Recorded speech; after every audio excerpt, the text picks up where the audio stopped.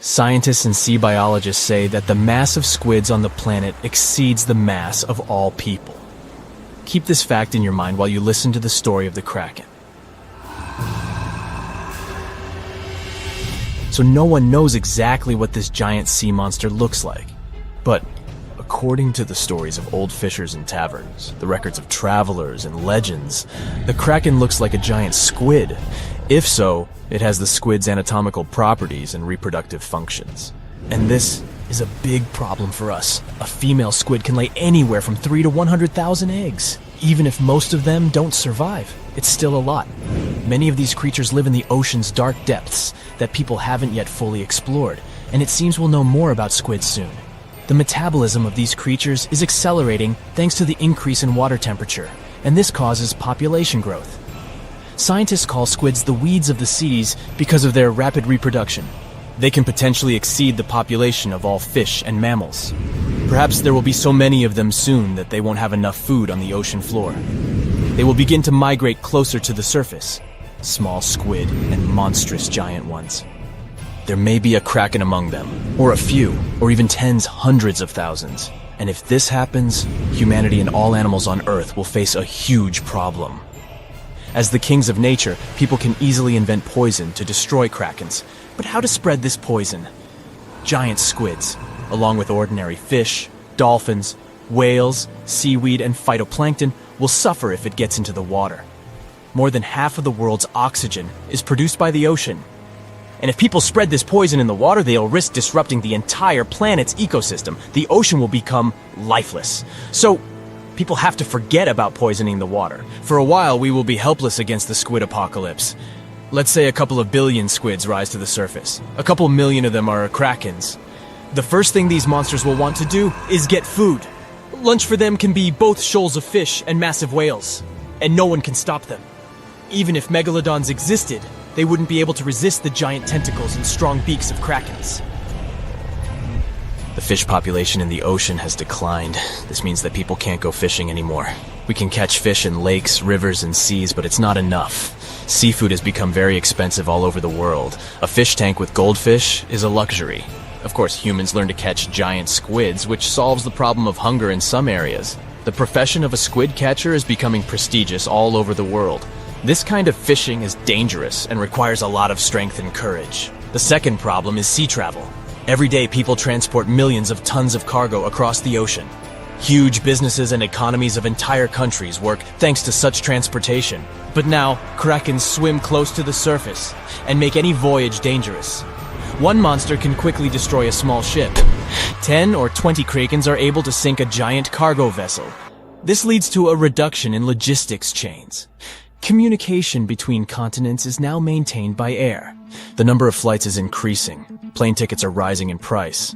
Travel is becoming too expensive. This leads to a reduction in the number of tourists in some countries, which disrupts their economies. There are more Krakens and less food. Resting on a beach also becomes dangerous. Aggressive, hungry giant squids can come ashore to catch sunbathers. All shores are fenced.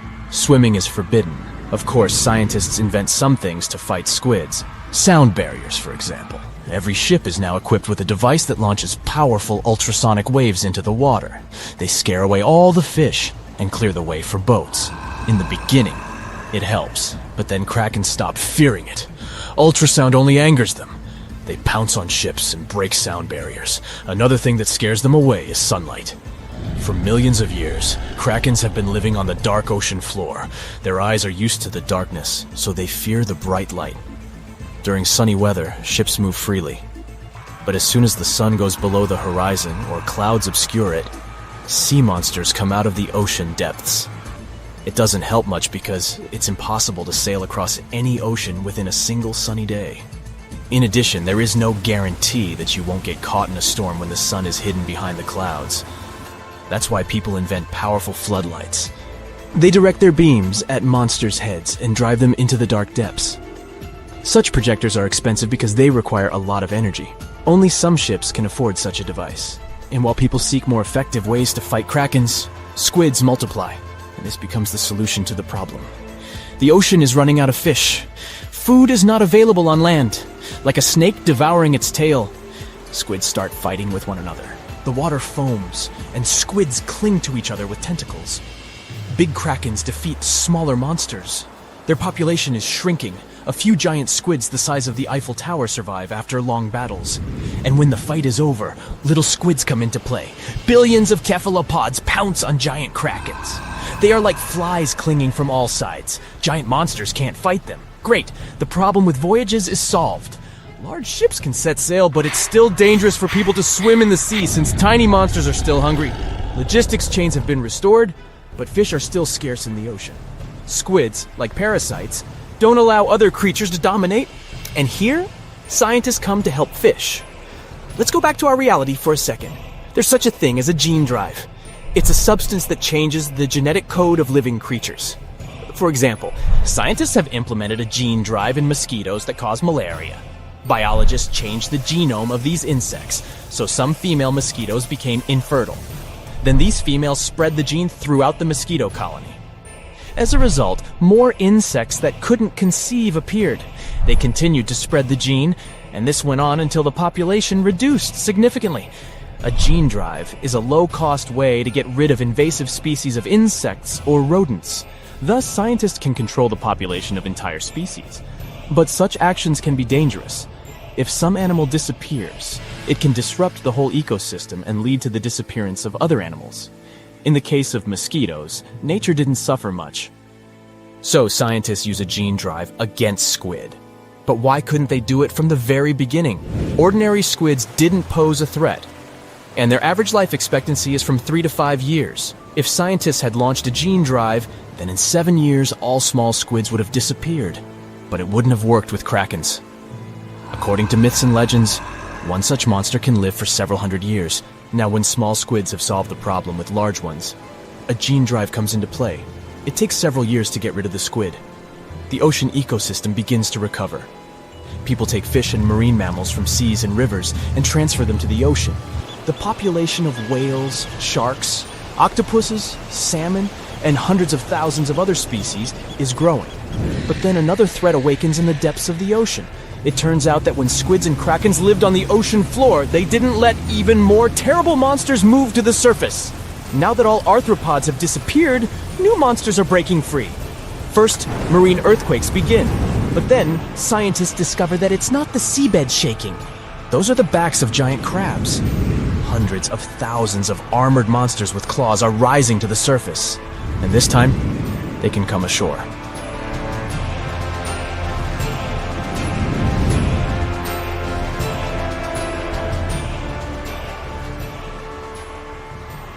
The first thing you feel is some heaviness around your body, as if you're sleeping under a soft but weighted blanket.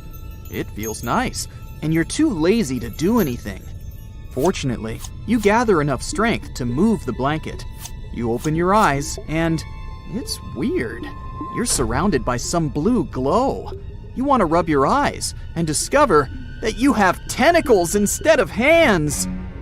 How about skipping the part where you're terrified and can't believe you've turned into the Kraken? After a couple of days of existential horror, panic, and total madness, you finally calm down. Now, let's figure out what it's like to be the most terrifying ocean monster. So, that heavy blanket is water pressure. It's colossal at the depth where you're hiding. Few living beings can withstand it. Take a passenger car down there, and it will burst apart under the heavy weight of the water. But you're the Kraken. You're more powerful than any car. Your body doesn't collapse in such conditions.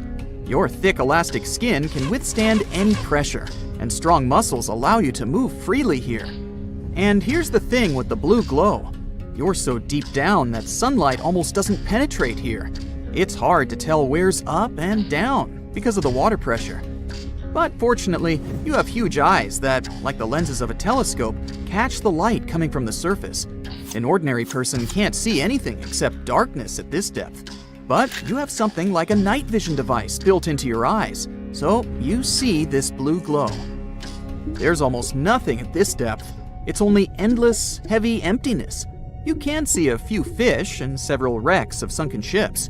The sea creatures you meet here are pretty unusual. These are anglers and all sorts of transparent squid. Come to think of it, giant squid are your only friends here. and you're like a king to them. In general, hanging out close to the ocean floor is pretty boring. You sleep and eat, that's all. It would be best if you swam higher to get more snacks. You rise, and the water around you becomes brighter. More and more sunlight reaches this place, and you finally meet other inhabitants of the ocean. Turtles, sharks, jellyfish, octopuses, and stingrays dart away as soon as they notice you. All of them except jellyfish. They don't care. You look for a place to eat and notice a shoal of fish. Great, here's lunch. After you've eaten, you stay there, scaring fish and dolphins just for fun. You like the way you can control your tentacles. You have 10 of them. It's impossible to put into words what you feel, but imagine that the fingers on your hands have become huge, like pool cues. And it's incredible. You can extend your tentacles to be as long as a passenger Boeing. Also, you have suction cups on them. You can grab anything so tightly that no creature will slip away from you. Thanks to the tentacles, you swim fast. First, you move them in different directions, then press them together, propelling yourself forward. Strong streams of water that you create push all the fish aside. You notice a blue whale. It's the largest mammal in the world. But next to you, it looks like a puppy. So, you swim, eat, scare fish and other marine creatures, and that's it. Your life is kind of boring. And how long will it last? 100 years? 1,000? You want to have some fun. So you swim up to the surface and get almost blinded by bright sunlight. You try to get used to it. The water is quiet. There's no wind. You look around and notice a tiny dot ahead. Wow, it's a large wooden fishing ship with sails. Finally, you'll have some fun. You can't wait to see people and tell them about yourself. So you're happily swimming toward it. But if someone was watching you, you'd probably look pretty scary. You get stuck in a fishing net. It's thin, so you easily tear it apart and rise to the surface. The people on the deck are terrified. They scream and run in different directions. Hey guys, where are you going? I just want to hang out with you. They seem so small. Fishers throw harpoons and axes at you, but you don't feel any pain. You put one tentacle on the wooden deck and accidentally break it. The whole ship is fragile, like a matchbox. Okay, it's better not to touch it.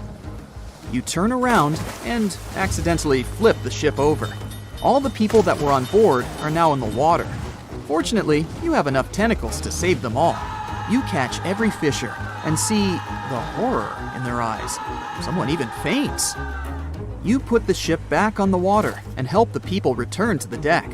Then you push the boat away and swim toward land. But you decide not to show yourself to people on the shore. Those sailors you saved will tell everyone how they survived meeting a giant monster. Everyone will talk about how terrible you are, but no one will mention that you also saved them. How unfair. You return to the ocean depths and fall asleep. Some strange sounds wake you up. It's like water dripping from a tap into a sink. You open your eyes and see faint flashes around. Oh, well, that's interesting. You swim up and realize that a thunderstorm has woken you up. It seems rather severe. The sky is black and the waves are huge. You notice a big vessel sailing amongst this chaos. This ship is different from the one you've seen before. It's made of iron and it has no sails because it's a modern cargo ship. It seems that you've been asleep for a couple of 100 years. The people on board notice you and fire a signal flare. A bright red light blinds you. You spread your tentacles and accidentally push the ship. It's heavy and doesn't flip over. It seems that technology was developing while you were sleeping. The storm is getting stronger. The ship is rolling from side to side. You try to hold it with your tentacles, but it scares the people on board. They scream, and you understand their reaction. A colossal monster has come out of the black depths and grabbed their ship. It's unpleasant to see that they're afraid of you, so you decide to swim away. Offended, you're hiding close to the ocean floor. It turns out it's not much fun being the Kraken. You can only hang out with fish, but they can't talk. People are afraid of you, and you don't want to make them uncomfortable. You feel so alone in this world. You eat your lunch and go back to sleep. Hey, Mr. Kraken, can you hear me? A voice says. You wake up and shudder, terrified. Who said that? Were all the stories about the Flying Dutchman true? Have you just heard some phantom speaking to you? I understand you're confused, Mr. Kraken, so swim up to the surface and you'll find out everything. A few minutes later, you come out of the water and see a huge flying ship. It's floating right above the water. But the most fantastic thing is that people on the deck are not afraid of you. They look at you with interest, and even with some sympathy.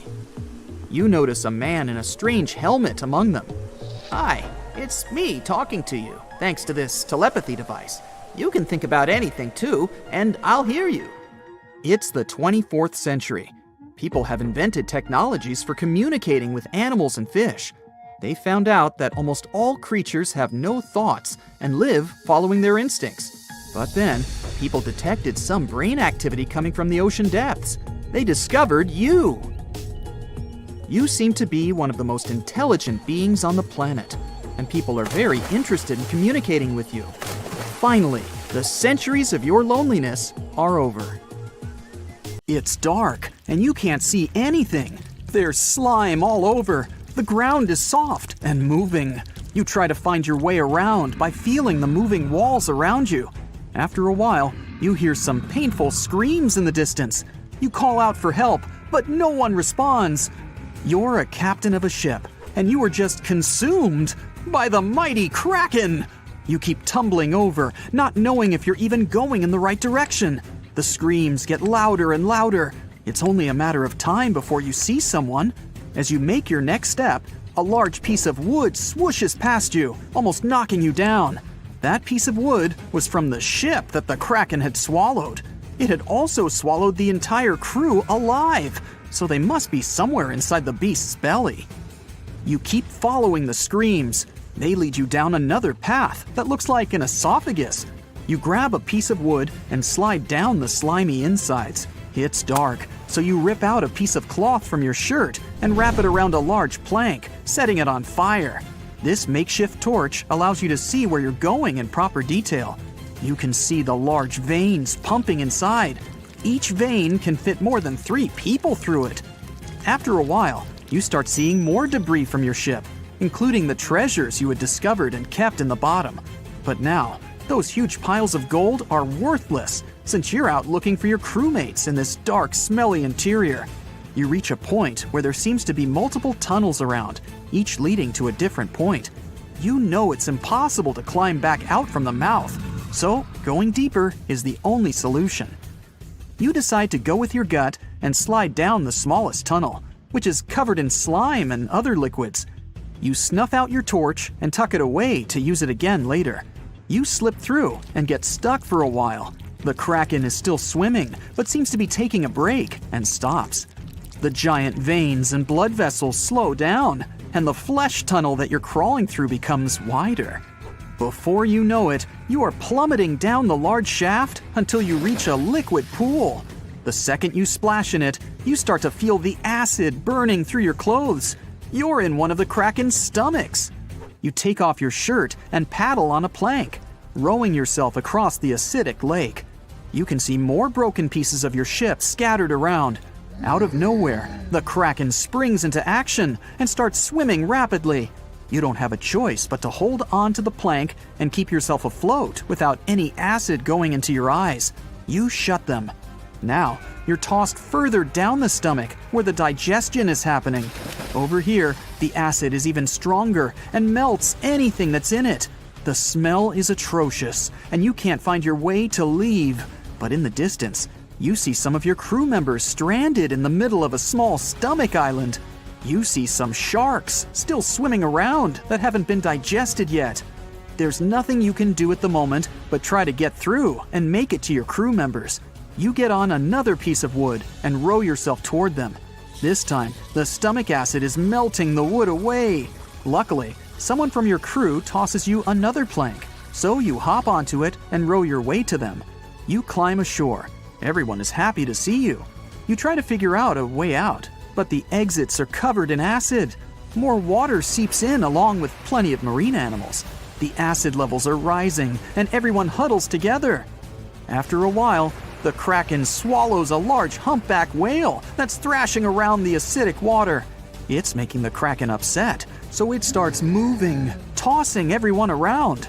You, along with many others, land on the whale and hold on to it tight. It seems like the Kraken wants to expunge the whale out somehow. The inner walls of the stomach contract until it shrinks enough to let the whale out. You and your crew members are still holding on to the whale, but it's not easy. Finally, the Kraken spits out the whale and swims off to the bottom of the ocean. The new challenge is to swim to the surface to breathe.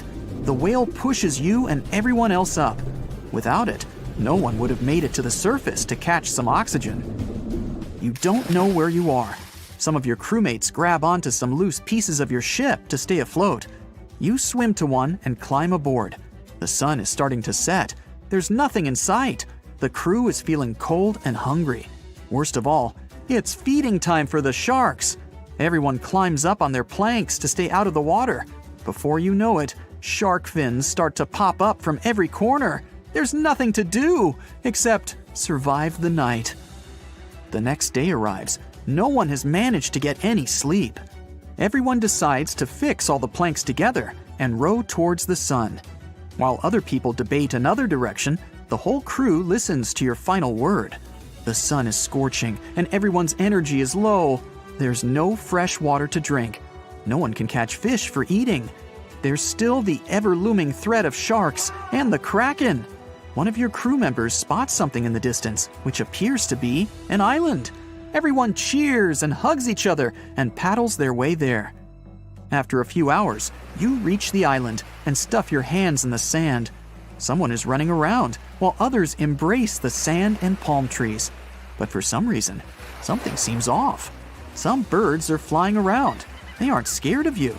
Everyone moves to the center of the island to discover if anyone has been here before. A small campfire sits in the middle of the island, but there are no signs of people anywhere. This island's too small to have any residents.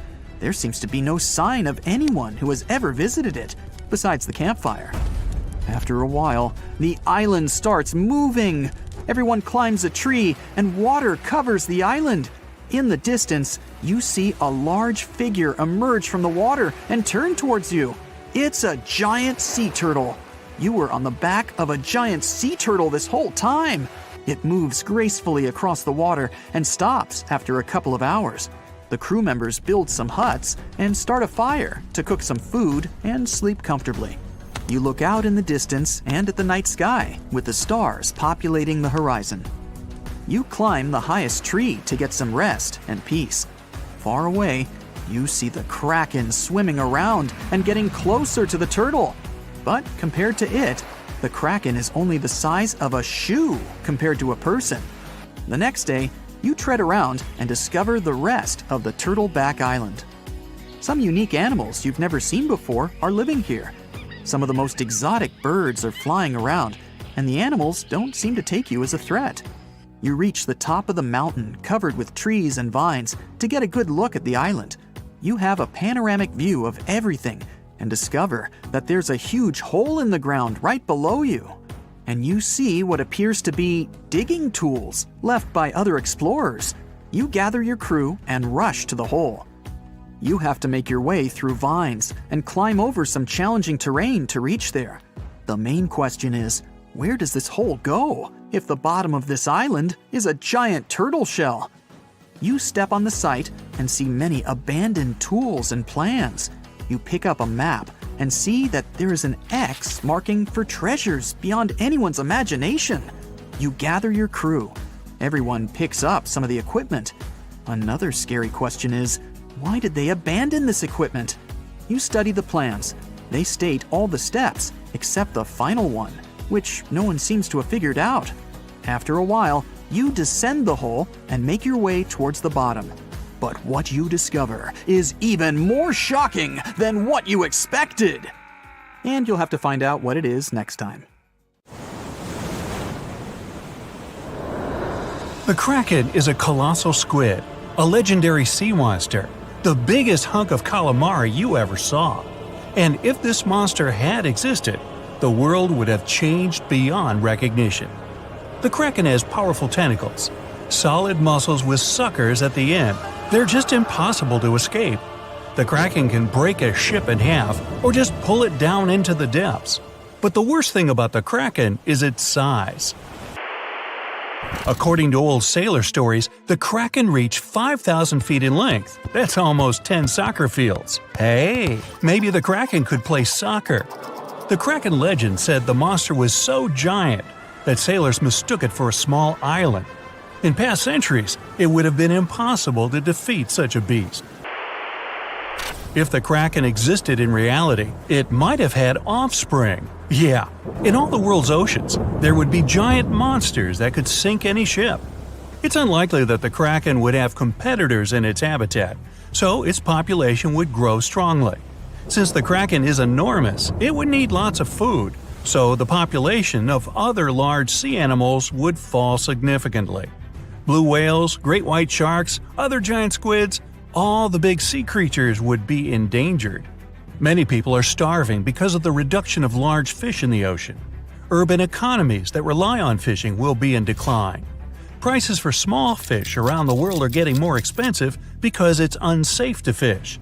To defeat the Kraken, you need powerful weapons, but the monster is tough to catch. The Kraken belongs to the cephalopod genus.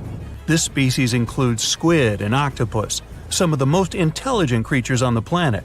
The Kraken is a skilled hunter and will never fight in the open. So, what can you do? You can't track the Kraken because it approaches from the depths, not the surface.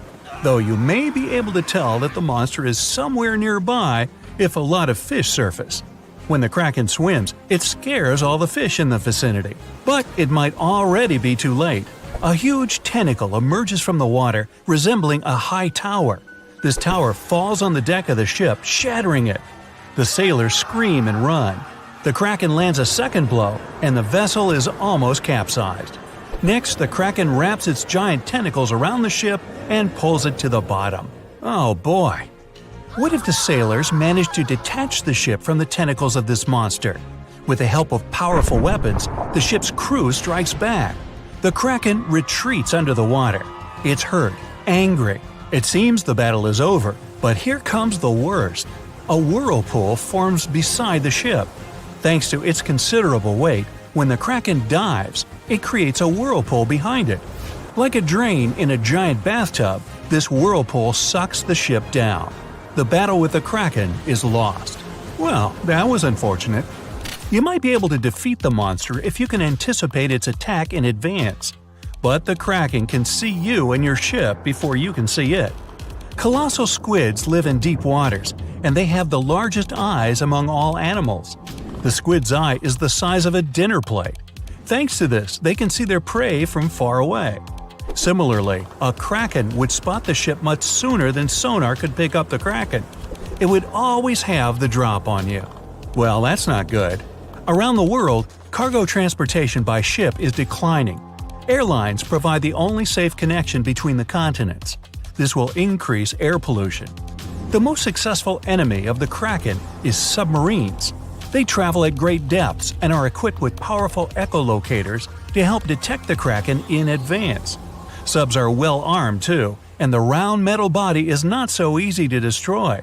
A single Kraken may be defeated by a submarine, but what if there are several sea monsters? 3 Kraken can wrap their tentacles around the submarine and drag it deeper into the water where the pressure will destroy their enemy. In other words, they'll have a crush on you.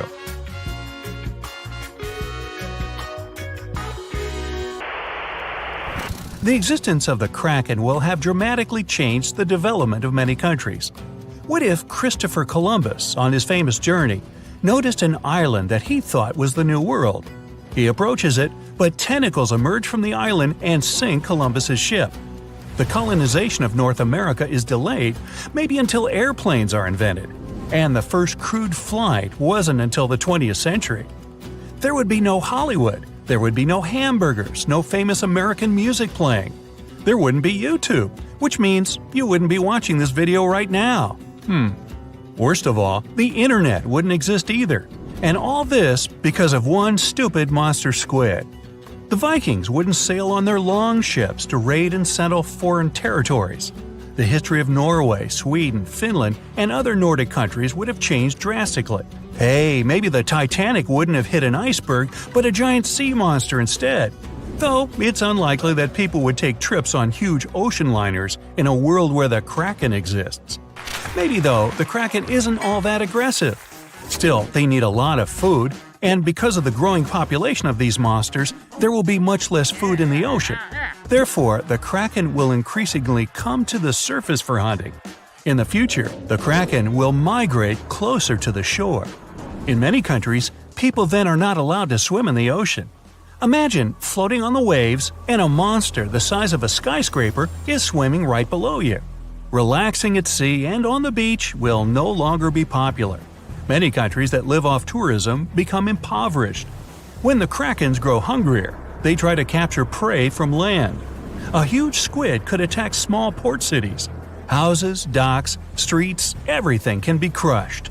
A tremendous amount of plastic is thrown into the ocean near the coasts of large countries. Billions of tons of plastic will bother the Kraken. An angry, hungry monster can attack bridges like the Golden Gate Bridge. Imagine that a huge squid surrounds the bridge and blocks all traffic.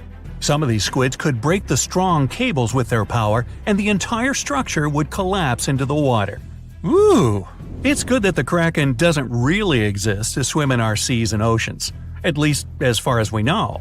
But could the monster have actually existed? Legends stretch back years, but scientific evidence appeared in the middle of the 19th century. In 1857, a 3-inch diameter squid beak was discovered on the coast of Denmark. Other huge squid remains were found in the Bahamas, and then scientists were convinced that gigantic squids existed. While colossal squid has been officially discovered since then, it's been more than 100 years, and we still don't know what max size they can grow to. The fact is, colossal squids are one of the most elusive creatures on Earth. They live in the depths of the ocean where it's challenging for scientists to reach. Any dive to a greater depth requires powerful, bulky equipment. Underwater bath escapes and cameras make a lot of noise and light, which squids notice from afar. They flee before we can see them. The legend of the Kraken probably appeared because of a real colossal squid. People in the past didn't know about these creatures' existence, so when they saw one for the first time, they described it as a massive, terrible monster. It's difficult to say if these huge squids were the size of a small island, because the truth is, we've only studied about 5% of the ocean. It may be that in its depths, monsters much more terrible than the Kraken swim. Like my nephew, Peter. It was just a couple of hours before midnight. Some of the 2,200 passengers of a large, luxurious ocean liner were still partying in the beautiful first-class lounges. The rest were asleep in their beds, some of them in spacious cabins filled with paintings and decorated with ornate carvings, others in tiny rooms below sea level. All of these people had only one thing in common. On that chilly April night, all of them were heading from Southampton in England to New York City. The ship was called the Titanic, and at that time, it was considered unsinkable. At the very beginning of the journey, the liner nearly collided with the steamship New York. Luckily, the Titanic managed to pass by the other vessel with several feet to spare. A common sigh of relief escaped the passengers crowding the liner's decks. Little did they know what was awaiting them in the near future. Several days later, when the ship was already in the North Atlantic Ocean, 370 miles away from Newfoundland, the unthinkable happened. At about 11:40 p.m. on April 14th, those who were still awake were knocked over by some mysterious and powerful force. Passengers who were already in their beds got catapulted to the floor. Screams and total confusion. Months before the disaster struck, a ginormous chunk of ice had broken away from a glacier in southwest Greenland. It was made of the snow that had fallen about 100,000 years ago, when mammoths were still roaming the planet. When the iceberg just started its journey, it was a huge thing, almost 1,700 feet long. It also weighed 75 million tons. But then it floated much further to the south than normal, right into the area the Titanic had to cross on its way to North America. Even after melting into the water for months, the iceberg still weighed an impressive 1.5 million tons. Its top part was towering over the water for almost 100 feet. Even so, it looked harmless next to the massive ocean liner, but only at first glance. What people saw was just a tiny part of a jumbo piece of ice. The largest part of any iceberg is hidden under the surface, with a mere 1/10 visible above the water. The Titanic iceberg wasn't an exception. The moment the ship collided with it, the vessel was doomed. Unable to divert its course, it crashed into the ice, rupturing at least 5 of its hull compartments. They immediately started to fill with water, which then flooded each succeeding compartment. The front of the ship started to sink. This raised the back part almost vertically into the air, and then, with a deafening roar, the liner broke in half. The rest is history. But what if what we know about the disaster is not true? What if the ship hadn't been wrecked by an iceberg? What if it had been something more treacherous and way more alive that sank the Titanic? Far, far beneath the surface, in the ocean's dim, dark depths, a shadow lurks. Imagine an enormous creature, round, flat, and full of arms, or rather, powerful tentacles. It resembles a giant squid or octopus, but much, much bigger. Its descriptions go from as long as 10 ships to 1.5 miles long. Rumor has it unlucky sailors sometimes mistake the sea monster for an island, but instead of stepping on dry land, they're dragged down into the ocean. These people meet the Kraken, a legendary creature feared by everyone who sets off on a sea voyage. Usually, the Kraken haunts the seas off the coast of Norway through Iceland and all the way to Greenland. Who knows what has brought the beast further away from home? The waters of the North Atlantic are just as chilly, and the creature feels good and curious. Once it notices the Titanic, the ship has no chances to escape its attention. It's dark. That's why those on the ocean liner don't notice the first alarm bells. The water around the ship starts to bubble. If you strain your ears, you can hear bizarre gurgling sounds. If you strain your eyes, you can see thousands of fish and jellyfish rising to the surface. They feel something's up down below. But even if someone on the Titanic noticed this hectic activity, they wouldn't have time to get out of the way of the horrifying beast. Its enormous size and super long and strong tentacles turn it into a predator you can't escape. A 9-year-old boy standing on the deck knows nothing about the sea monster. He's just watching countless small islands rising out of the sea, very, very slowly. The kid doesn't understand why, but all the blood in his body suddenly runs cold. Hundreds of tiny fish are leaping about in the pools between these sandbanks, but soon they roll off into the water over the sides of the ginormous something. Several sharp points appear above the surface. The intrigued boy thinks they look like horns. They keep growing, thicker and thicker, the higher they rise. Soon they're towering over the massive Titanic, dwarfing the ship. These horns are the Kraken's dreaded arms. The boy is paralyzed by fear, but then he spots the monster's eye. It's as big as an elephant. It makes the kid come to his senses and dash away, screaming like there's no tomorrow. The boy's shouting attracts people.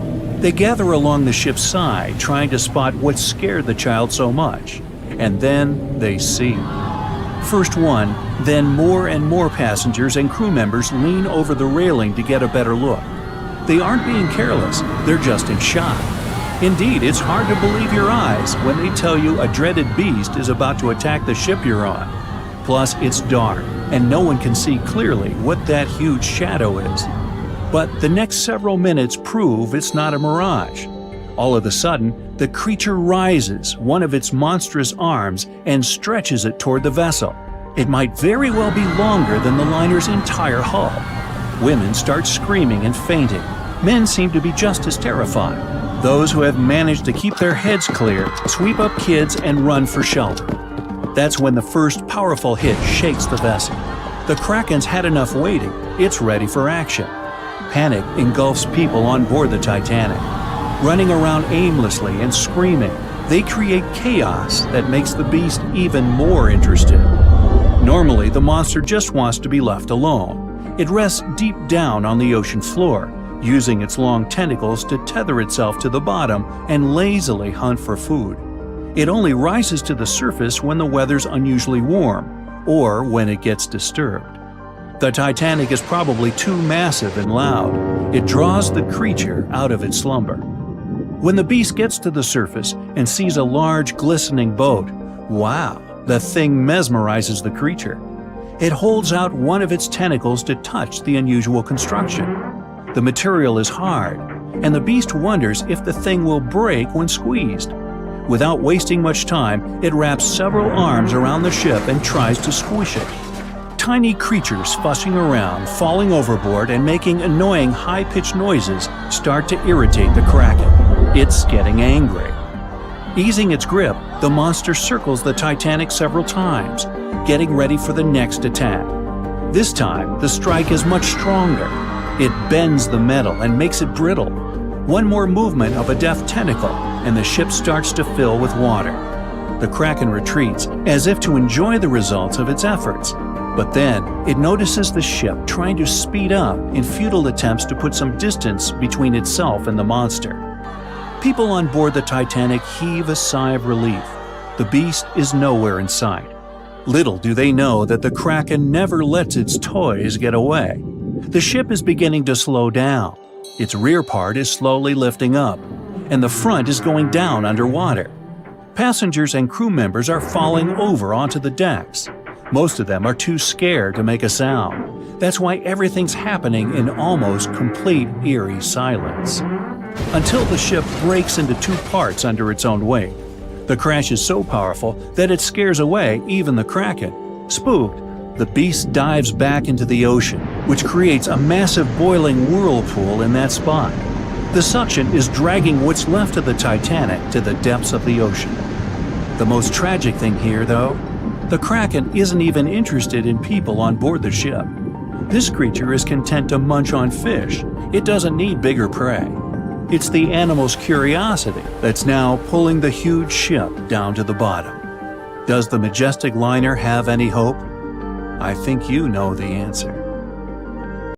Now, get this. Octopuses are visitors from outer space. Here's how this would have happened.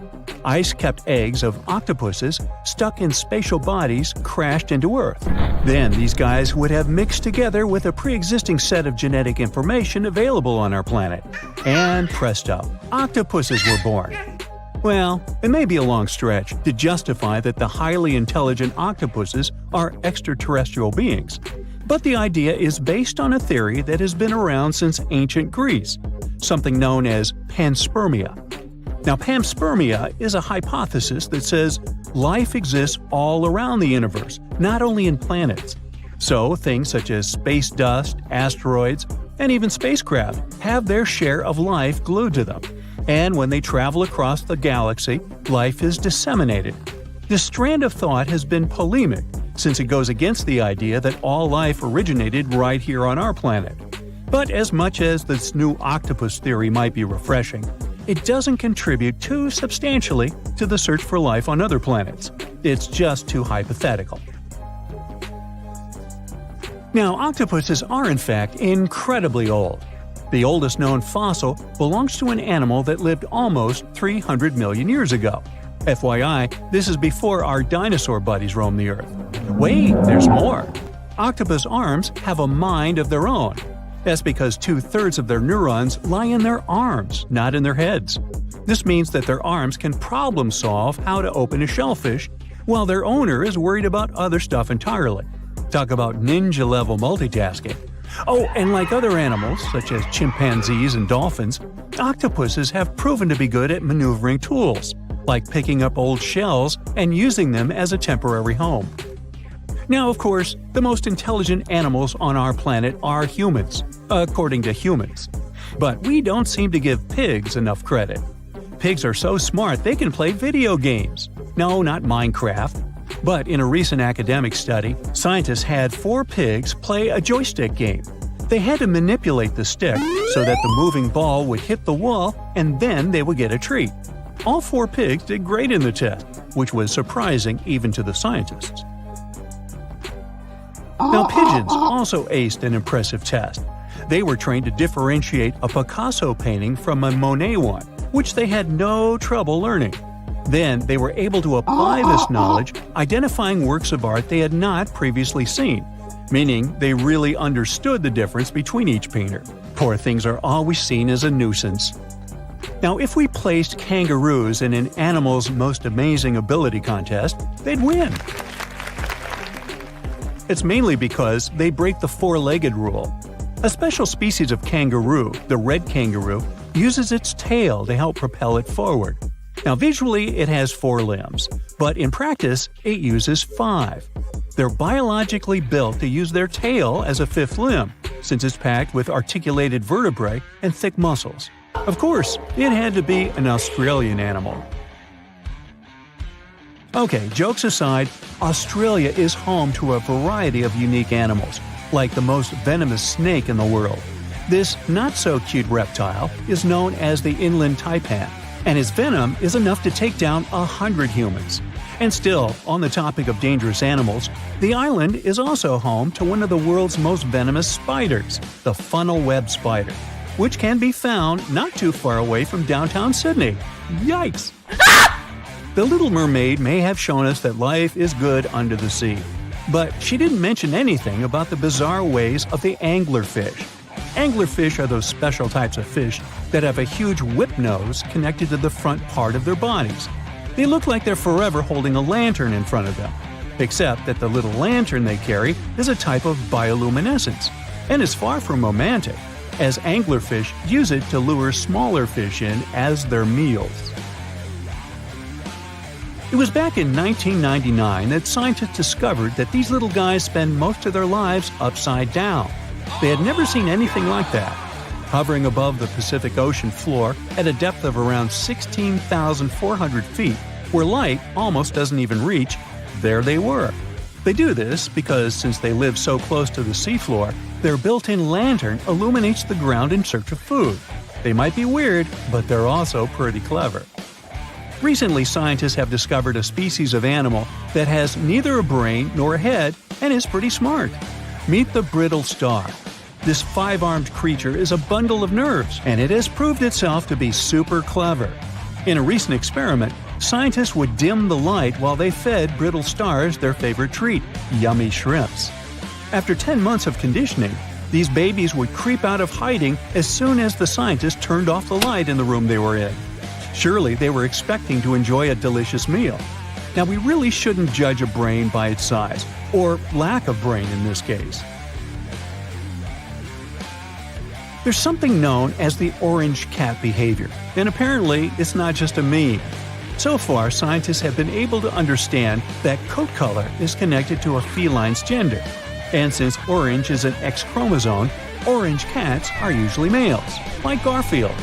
The so-called orange cat behavior describes ginger cats as agents of chaos. Again, pretty much like Garfield. However, there haven't been any conclusive studies on whether coat color and cat behavior are truly linked. In terms of vision, mantis shrimps probably have the most psychedelic vision out of all animals. These funny-looking creatures have a whopping 16 varieties of photoreceptors, with 5 of them reserved for the ultraviolet or UV spectrum. Ultraviolet rays are really short wavelengths, which are invisible to humans. The thing science still doesn't understand is how exactly these mantis shrimp view the world around them. Sure, they can perceive a bunch of colors, but they can't necessarily distinguish all of these colors among themselves. It can be that they just see a lot of really vivid, really blurry colors, but we haven't figured out a way to check that out. Now, to say sloths are cute is an understatement. They may be one of the friendliest animals in the jungle, but there's more. If you look closely at their fur coat, you'll notice hints of green. These greeneries are actually tiny little algae that grow alongside sloths. They help sloths to camouflage better in the jungle, but they also nurture them. The little cracks inside a sloth's fur create the perfect environment for algae reproduction, and scientists have found species of algae that don't exist anywhere else in the world. They do get by with a little help from their friends. Deep within the Sahara Desert, you'll find a little creature known as the fennec fox. This huge-eared animal adapted perfectly to survive in its hostile environment. The huge ears help them to dissipate the unbearable heat of the desert, as well as help them to hunt for underground prey. Now meet this guy. Unlike what its name might suggest, the red panda is closer to a raccoon than it is to a giant panda. You'll find a lot of these cat-sized creatures in the Himalayan region, hopping from tree to tree and bundled together trying to keep warm in the harsh weather. They're gentle and friendly like their big panda cousins, and occasionally enjoy eating some bamboo sticks. And then there are bees. Compared to humans, bees' brains are the size of pinheads, yet they are capable of astounding things. Let's say a bee is running low on energy after a long search flight. This bee desperately needs a drop of honey in order to continue flying, but smartly enough, she doesn't need to go back to the hive to recharge. She can ask a fellow beehive mate for a drop of honey directly from this other bee's stomach and continue flying. This type of decentralized system allows them to build highly effective societies, one that bees don't need to push the queues in front of the honey cells, for example. Hey, just kidding. Hidden in coral reefs, at the bottom of seas, near rocky shorelines, buried in the sand. Peekaboo, Mr. Octopus! If you ever wanted to know what aliens look like, I mean, I've never seen one, but I bet an octopus wouldn't be far off. Boneless creatures with a bulbous head, 8 arms and legs, blue blood, 3 hearts, in different sizes and colors? Well, that seems pretty alien to me. Here's the scoop on the arm-leg thing. An octopus actually has 6 arms and 2 legs. How awesome would you be if you had the same?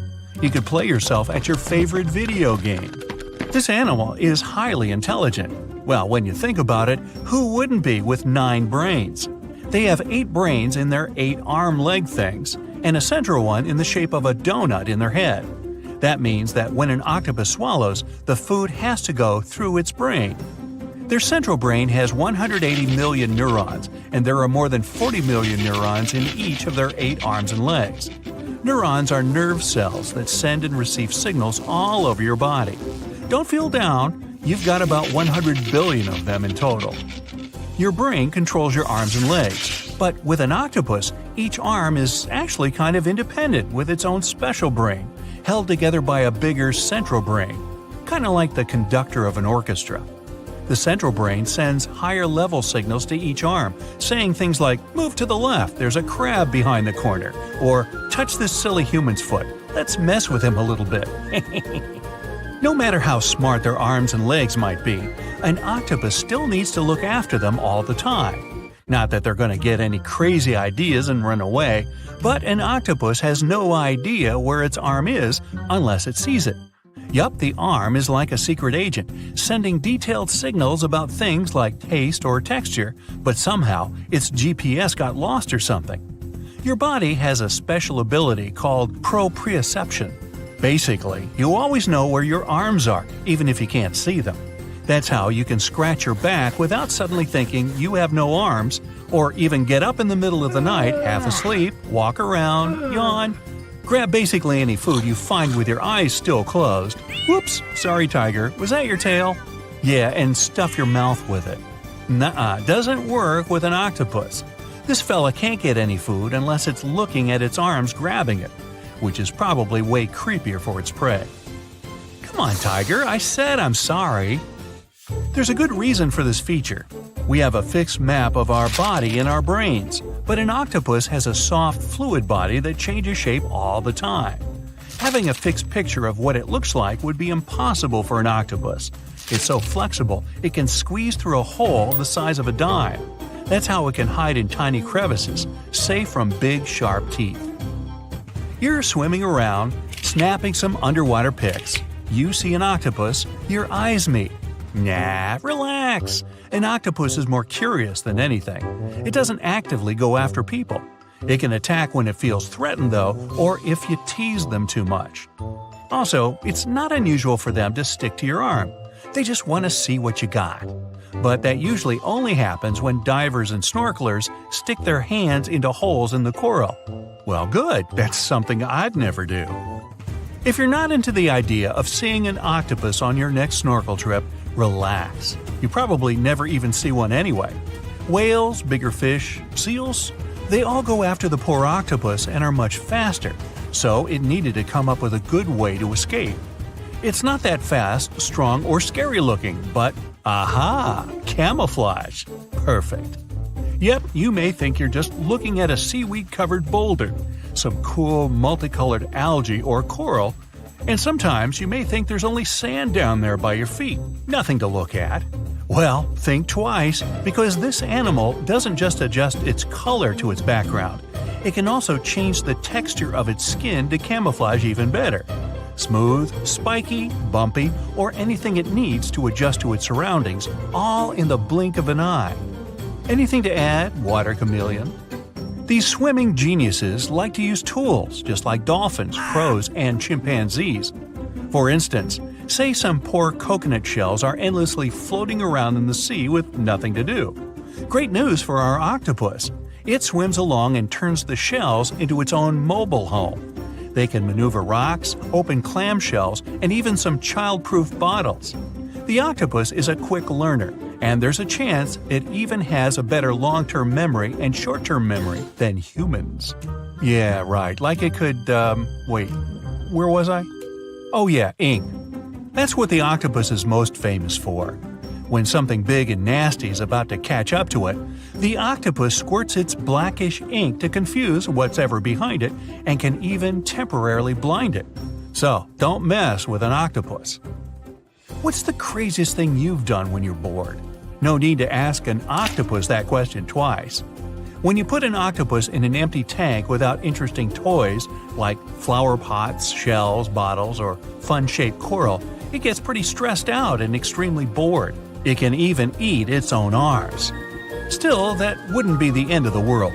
It can lose an arm for all sorts of reasons. If someone grabs it, an octopus can eject one of its arms to escape, like what a lizard does with its tail. Over time, the octopus can regrow a whole new arm. The giant Pacific octopus is the biggest octopus that we know of. One was 30 feet long and weighed 600 pounds. Hey, I only weigh, part of that.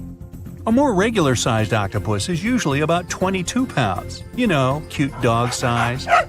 The smallest one is a tiny 1-inch creature you can barely see. It weighs less than a fun-sized candy. An octopus lays a lot of eggs. Some can lay almost 100,000. Out of those, only a few will survive to become adults. An octopus has up to 2,000 suckers and grows really fast, gaining around 2% of its body weight a day. Octopuses eat shrimp, lobsters, fish, clams, sharks, or even birds. What can I say? They eat better than I do. Like the song says, you gotta have heart. Not one, not two, but some octopus species have 3 hearts. Living so deep in the ocean means living with less oxygen, which is why an octopus needs 3 hearts to pump enough oxygen around its body. In some species, the bigger heart stops beating when the animal is swimming. Their lifespan is not that long, around 3 to 5 years. What would happen if they lived as long as humans? They'd probably evolve super fast. Before you know it, they'd be running around, climbing trees with monkeys, developing a couple more brains, painting some cool pictures, playing chess, getting a job in a lab, realizing they can stretch their body out into a parachute and become champion skydivers. Well, maybe they'd keep us as pets. Since their lifespan is so short, there's one important thing they're missing out on: learning skills from their parents and siblings. They don't really care a whole bunch about their young, so an octopus needs to learn everything on its own, which kind of takes a lot of time. Discovering their superpowers, where to eat, where to hide, things they can do with coconut shells. Dwarf lantern shark. Sounds kind of like a superhero, huh? This is the smallest shark in the world. It's only the size of your palm, and it can glow in the dark. Well, that's a superpower. Blue-ringed octopus. The most beautiful octopus in the world. But the bright colors of animals usually indicate they're venomous. An antidote to its venom is yet to be found, although this little guy is the size of a TV remote. Sarcastic fringehead. Though this fish is only 12 inches long, it can eat prey much larger. Its jaw can open just like a dinosaur's. The sarcastic fringehead has been known to attempt to swallow a whole octopus. Hey, can't we all just get along? Red lionfish. This beauty has an incredible appetite. It can eat fish 2/3 the size of its body, and it hides the needles on its fins, which contain a potent venom. Striped surgeonfish. It has scalpel-sharp spikes on its fins, not to perform surgery, but to hunt. And unlike a doctor, it has venom on them. Black dragonfish. This is the only fish that can produce infrared light thanks to the chlorophyll in its eyes. It lives only at a depth of 6,600 feet, and you can only reach that depth in a special submarine. Reef stonefish. This genius of camouflage usually lies on the bottom and pretends to be a rock.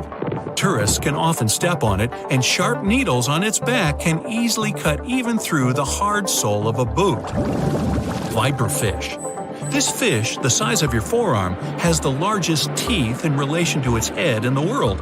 But you're unlikely to encounter it because it lives at a depth of 13,000 feet. Lamprey. These are parasites that stick up to other creatures and live off of them. Only these guys are 10 times bigger than the average river leech. Mega piranha. The most aggressive fish in the world, the size of a Doberman dog. A pack of these guys could leave nothing of an entire cow in just a couple of minutes. Fortunately for all of us, they ceased to exist 8 million years ago. Whew! Black pacu. Pretty ordinary big fish until it opens its mouth. It has human-like teeth, and the richest black pacu even had golden dental crowns. Just kidding. Payara, the most dangerous freshwater resident. It can swallow prey half its size. Even piranhas fear this monster. Anglerfish. It has a fishing rod on its head. It's a bait that lures small fish right into the mouth of this hunter. Slender snipe eel. It's very long and flexible due to the number of vertebrae in its back. There are 750 of them. By comparison, we only have 33 to 34 vertebrae. Barracuda. Its jaw is similar to that of a great white shark, but its trademark is speed. It would beat any Olympic swimmer at 29 miles per hour. Ocean sunfish. It's a fish the size of an adult person, and it's the heaviest bony fish in the world. Although peaceful, thank goodness, they sometimes damage the bottoms of small fishing boats. Frilled shark. Its length would allow it to successfully play basketball. It hunts with the strategy of a snake. The shark bends its body and then makes a sharp dash forward, and it has 300 teeth. Plenty of frills there. Electric eel. Its feature is its electrical organs, which can discharge 4 times as much as a normal household socket. The electric eel shock can easily stun a large horse. Box jellyfish. It doesn't just drift in the waves near a shore like a regular jellyfish. Oh no! These guys are very fast and can even catch up with a person in the water. And their sting is hazardous. They don't look for trouble, but they're always ready to defend themselves. Goblin shark. Its snout ends in a long blade-like outgrowth, and its jaw could extend all the way to the end of the snout.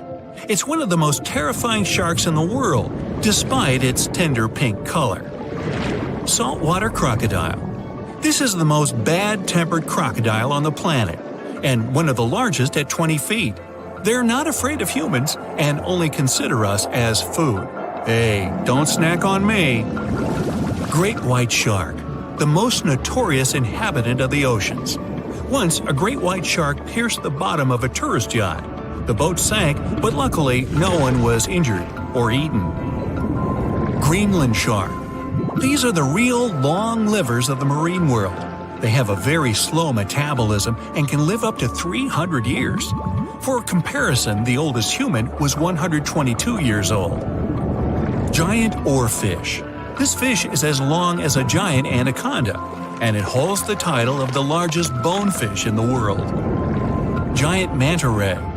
This creature might look like it's smiling, but it'll rush at you without hesitation. They reach up to 16 feet in diameter and have a very sharp spike with a neurotoxin. Great.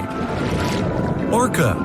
They can swim at the speed of a car and are as big as a large minivan. And they're the only sea hunters that can jump out onto the coast and grab their prey there. Dunkleosteus. This guy was the size of a limousine. Although it had no teeth, it had bony plates that gave it one of the strongest bites among sea creatures. Chromosauros. This is an ancient clam of incredible size, but 90% of its entire body was a cone shell. It was heavy, which prevented it from moving very fast. So most of the time, Chromosauros lay motionless on the bottom, waiting for small fish to swim by. Chronosaurus. It was similar to a crocodile, only several times larger. The remains of one of them contained dinosaur bones, so Chronosaurus hunted not only in the sea, but also on land. Helicoprion. One of the few species to survive the Triassic extinction event. It did so thanks to its high intelligence and a powerful fighting tool, the circular saw-shaped jaw on its nose. Elasmosaurus. Its appearance resembles a giraffe, only twice as big. And these guys were real travelers. They swallowed small rocks to grind their food.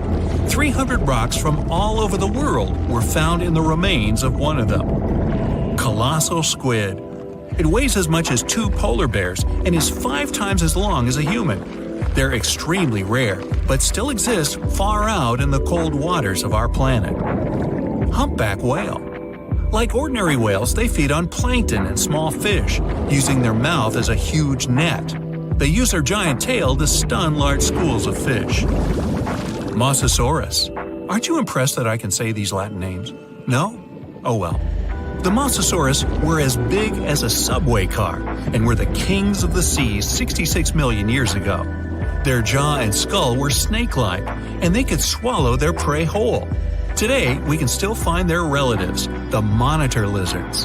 They monitor where you go. Not really. Melville's Leviathan. Now this guy had the biggest teeth ever known.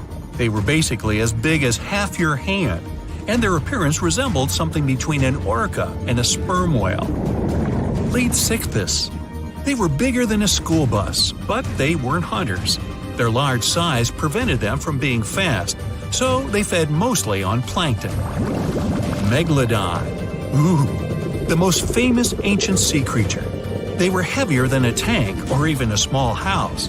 Some people think they're still living in the deep waters of the ocean, but this, of course, is not true. Basilosaurus. Giant ancestors of modern whales. They had large lower limbs. Perhaps it's because they used to be land creatures, but in the course of evolution, they gradually moved into the water. Cachalot. Sounds like it should have been on a baseball team. They were almost as long as a basketball court. Their brains weighed 15 pounds. That's 7 times the weight of a human brain. Say whale. Okay, whale. Actually, it's its name, not a command. One of the best swimmers of all whales. Say whale could go up to 31 miles per hour and dive deeper than the height of the Empire State Building. Shastasaurus. Though only bones remain of this monster, calculations say it was as long as a tennis court or as a truck and trailer. Blue whale. The largest mammal to ever live on our planet. Its heart alone weighs as much as a big motorcycle, and its veins are as wide as a big pot. And these guys can sing songs. Lion's mane jellyfish. The world's largest jellyfish. It has a hat 7 feet wide and tentacles as long as a 10-story building. Although they're not dangerous at all, people can still get tangled in their incredible tentacles like in a net. Portuguese man-o'-war. Although its head is very small, just like an ordinary jellyfish, its tentacles are as long as half a soccer field. And these things are venomous. They paralyze fish and anything caught in them, even people. So, stay away, huh? Well, hey there. We dive back in time and into the oceans over 500 million years ago. Just, because we can. Whoa, watch out! It's not Megalodon or giant sea reptiles you need to look out for here. It's a bizarre, unearthly-looking creature called Anomalocaris. The name means unlike any other shrimp, and I think you'll agree, it looks like a nightmarish cross between a shrimp and a modern-day centipede. 2 tentacles protruding from its face, each lined with razor-sharp teeth. Oh yeah, and this thing was about the size of your leg. With a wave-like movement of the flaps on each side of its body, it was graceful for a terrifying creature. It was also more advanced than any other life on this planet at the time. Especially those huge eyes. You have only one lens in each of yours. This giant shrimp had 16,000. That's 4 times more than a common housefly. And you know how good their vision is. Good enough to dodge that swatter every time. All this allowed Annie to become one of the first animals on this planet to feed on others. Yep, here it is. Earth's first hunter. Its favorite meal? Trilobites. Hey, try a bite. Those are the ancient ancestors of crabs. Some of their fossils have marks on them in the same shape as the monster shrimp's mouthparts. Terrors of the past like this got to be so giant thanks to more oxygen in the atmosphere. A perfect example of this, Meganeuropsis. Imagine a dragonfly. Now make it as big as a cat, and with a wingspan longer than your arm. Megan, the monster-sized dragonfly, could easily grab other insects or even small animals, and she ruled the air with quick movements. Back then, there were still no large birds or other airborne enemies for this behemoth bug, so it was safe and free to grow as large as this planet would allow. Piranhas of the past were also jumbo-sized. Mega piranha was about 3 times the size of the river terrors we have today. Its bite force was about the same as a tiger's, and those striped kitties bite down 2 times harder than lions. That means it probably not only dined on other fish and any land creatures that, got too close to the water, but it could also easily crunch down on large turtles and other unlucky shelled creatures. And fun fact, modern-day piranhas bark like dogs when they're about to enter a confrontation. It actually sounds more like a frog's ribbit. But makes you wonder, what did this mega-sized ancient cousin sound like? A bear roaring? How about giant sea scorpions the size of your bed? Go back about 460 million years, and you'd see them swimming under you. And watch out for that tail. Scientists still don't know if these creatures could use it to inject venom like your standard land scorpion, but something tells me I wouldn't want that thing anywhere near me. Then there's this guy, Therizinosaurus. Terry looks sort of like a goose with long arms. Oh, and did I mention this goose dino is about 2 stories tall and longer than a bus? Yow! Its arms make the T-Rexes look even more bite-sized, each 8 feet long, almost triple the length of T-Rexes. And on the end, razor-sharp claws the size of your whole arm. Now, don't worry about those lengthy claws too much, though. Terry probably used them to cut through giant termite nests. So, this huge reptilian goose was more interested in eating bugs and plants. Another mega monster for you, Megatherium. The giant ground sloth could look a giraffe straight in the eye and weighed as much as a hippo. It moved mainly on its hind legs and used its massive tail as support. He had huge paws with colossal knife-sized claws. The sloth could use them to defend itself from enemies and to bend tree branches in search of food. But the biggest danger to the giant ground sloth wasn't dinosaurs or saber-toothed tigers. It was our own species. Yep, humans showed up just in time to meet this fellow and to, eat him up. Titanoboa was a terrifying 50-foot snake, as long as the great Megalodon itself. It was also more than 2 times heavier than the heavyweight champion among snakes today, the green anaconda. Crocodiles were a regular on this serpent's menu. Titanoboa could swim 3 times faster than the fastest Olympic swimmer our species has ever seen. It was quicker and more dangerous in the water than outside it. And don't forget the boa part of its name. This massive snake wasn't venomous. Instead, it liked to squeeze. Remember that giant shrimp from earlier? Well, Opabinia looks like its teeny tiny finger-sized cousin. And instead of two toothy tentacles, this thing had a vacuum hose coming out of its face. On the end of that trunk, what looks like a single crab claw. Add 5 eyes and a mouth under its head, and you've got a recipe for something not of this planet. Only it is. This creature used its trunk like an elephant does. Its claw grabbed food from the bottom of the ocean and brought it up to its mouth.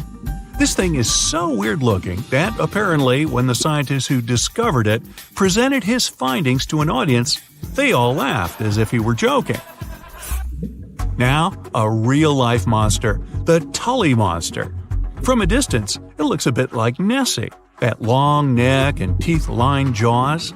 But get closer, and you'll see it's more like a long nose with a mouth attached at the end, like a mosquito. Its eyes are further back, sticking out of tubes all snail-like. Tully was an ancient mollusk, about the size of your forearm. It probably dined on jellyfish and shrimp 300 million years ago. Thylacus smilus will put a smile on your face as long as you don't get too close. No, it's not a relative of the saber-toothed tiger. It was a marsupial, making it more related to a kangaroo than anything. And if you compare them to body size, its fangs were actually longer than a saber-toothed tiger's. And they grew continuously. As for that beard on its chin, that's actually all chin. The lower jawbone grew down to a point under the mouth. Those fangs were rooted to the skull, going way back to its eyes.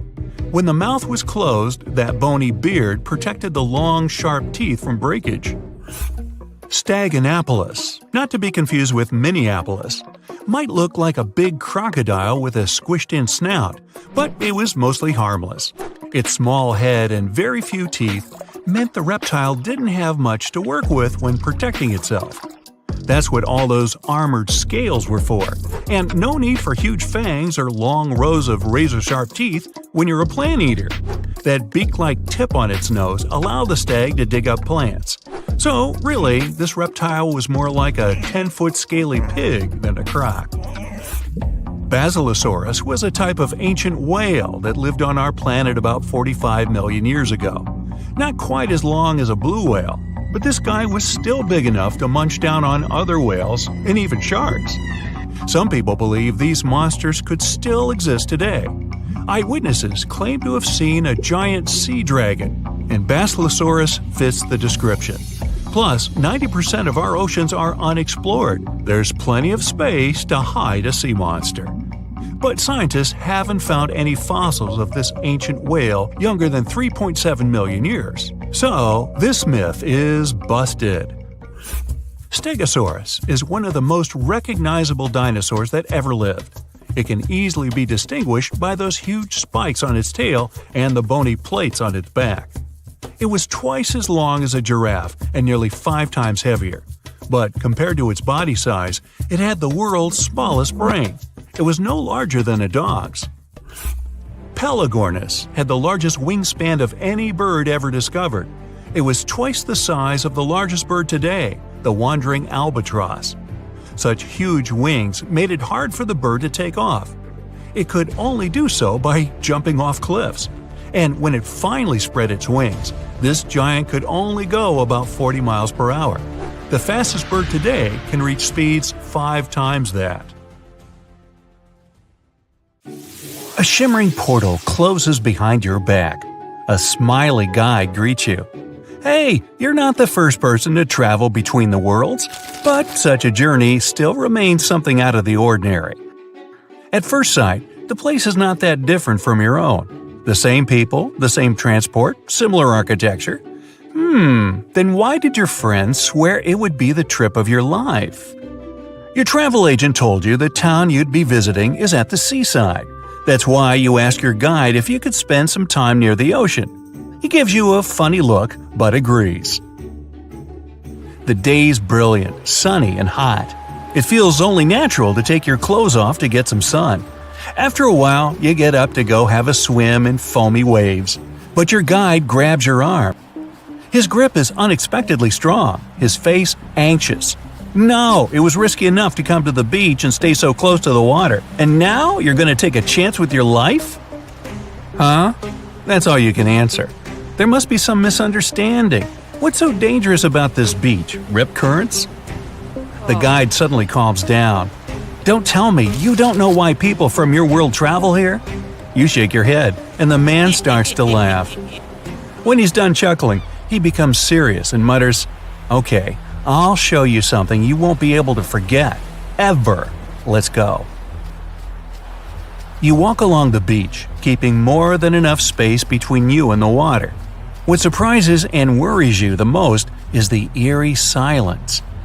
The only sound you can hear is waves hitting the shore. No kids cheering, no surfers riding their boards, no fishers waiting for a good catch. Your guide slows down, and you see a small harbor. For some mysterious reason, it's separated from the open ocean by a thick metal fence with massive gates. You and your guide are heading for a large boat, or rather a ship. Just how many people are going to join us on this excursion?" you ask. "It's just the two of us and the crew," your guide replies. In our world, it's too dangerous to put to sea on a smaller vessel. And indeed, you notice no fishing boats or yachts nearby. You follow your guide downstairs and see a large cabin with a glass floor. Feel free to step on the glass, it's super thick and literally unbreakable. The ship starts vibrating and moves away from the shore. You're watching the rocky bottom, corals, and schools of colorful fish pass by. The water under the ship is getting darker. All of a sudden, your guide whispers, "Here it is." The creature is enormous, longer than a semi-trailer and almost as long as the vessel you're on. Its body shape resembles that of the modern-day monitor lizard, but longer and more streamlined. This makes the animal more fitted for swimming. Its limbs are short, with webbing between fingers. It also has a wide tail with a broad triangular plate on it. While swimming, the critter keeps its body stiff to reduce the drag through the water. The only thing that's moving is its mighty tail. As soon as you manage to get your voice under control, you scream, "A dino!" Nope, your guide doesn't agree. It's a Mosasaur. They aren't dinosaurs. These creatures are reptiles. You must have their close relatives in your world, snakes and monitor lizards. The Mosasaur you see is one of the largest species, which are quite rare. There are many kinds of these reptiles, and the smallest is a mere 3 feet long. The average length is 13 feet at the most. But big specimens still occur. That's why we have to build such large, sturdy ships. Just one tail swipe from this beast, and a smaller vessel would be broken in half. The Mosasaur, you still find it hard to wrap your mind around it, is swimming under your boat for some time and then swooshes up to the surface. Your guide answers the question in your eyes. Mosasaurs need air. That's why they regularly rise to get some. That's the reason they prefer shallow coastal waters. The creature returns. This time, you get a chance to see its jaws. Each is completed with 2 extra rows of triangular teeth. Behind them, you spot its tongue, and wait, is it really forked? All in all, the creature's mouth looks like one of a snake, including the teeth. They're also curved backward not to let prey slip away. Your guide chooses this moment to start telling you about the awesome creature. Yeah, Mosasaurus evolved around 100 million years ago, but 34 million years later something went wrong, and they didn't disappear like it happened in your world. That's why now our oceans are very different from yours. Fish and mammals in our oceans have developed special traits that allow them to avoid mosasaurs. Plus, thanks to this reptile, we have a much greater diversity of marine species. You notice your mosasaur dashing up and to the left. When it returns, there's something that looks suspiciously like a bird in its jaws. Noticing your surprise, the guide explains mosasaurs eat pretty much anything, from fish and mollusks to seabirds and turtles. Suddenly, your guide screams, scaring you out of your wits. There! Can you see it? Honestly speaking, at first you see nothing. But after straining your eyes, you spot 2 huge shadows circling each other. Your guide is brimming with excitement. You can't imagine how lucky we are! I've been doing this job for 15 years, but I've never seen a Mosasaur fighting with a Megalodon. For a moment, your mind stops functioning.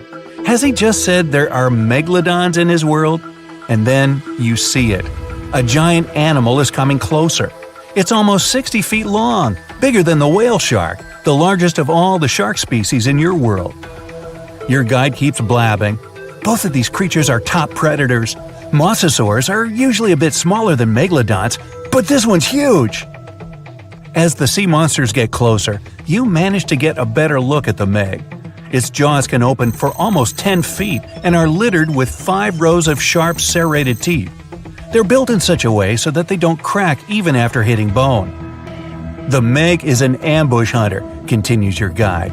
It probably wanted to take the Mosasaur by surprise by attacking it from below, but this attempt failed. Now the predators are moving in circles, likely sizing each other up. They look rather angry and hungry.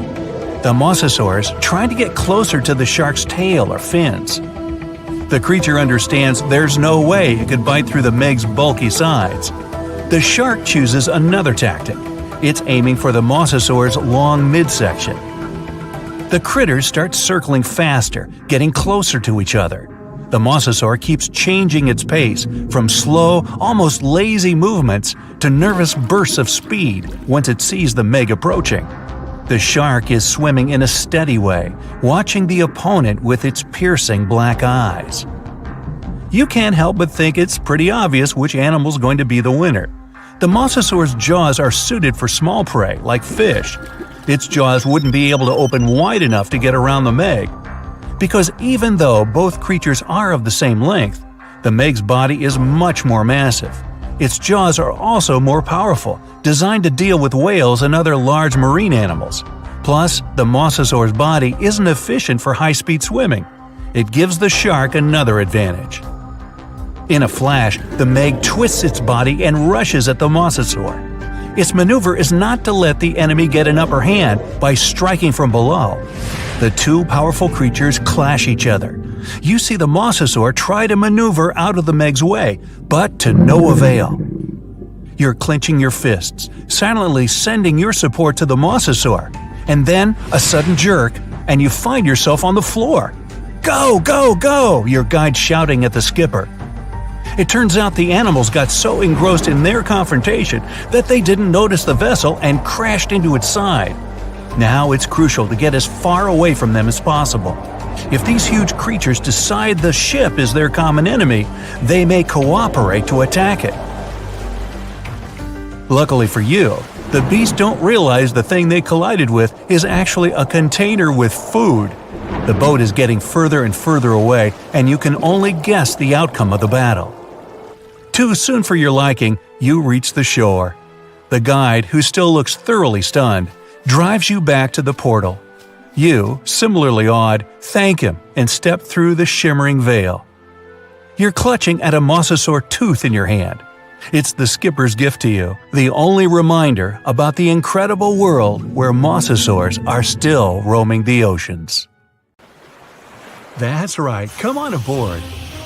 Please enter the submarine slowly and make yourself comfortable. Today, we're going deep into the dark parts of the ocean for the ultimate showdown, Chronosaurus and Megalodon. Time to see how Shoni and Meg stack up against each other. First round, age. Look at Shoni, the largest marine reptile, coming out of nowhere. This marine reptile looks a bit tired since it traveled all night and got here all the way from the late Triassic period, about 215 million years ago. Back then, it was all dinosaurs, plus some crocodiles. Oh look, Meg got here on time too. She looks a bit more fresh and relaxed, probably because she's way younger than her contender. She started her dominance over the ocean 20 million years ago. Will she be able to stay on the throne after this duel? Meg went extinct about 2.5 million years ago, or at least we think she did. Only about 5% of the ocean has been explored, so spreading stories about an underwater giant shark is pretty easy. Who knows what's really hiding down there? Even though they're both extinct, dinosaurs like Shoni are way older. Meg's a baby compared to her.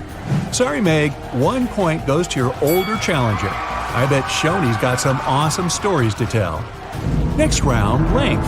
Ah, good old Meg. She's the largest shark that ever lived on our planet, around 60 feet long. There aren't any full fossils of her to get a really accurate measurement.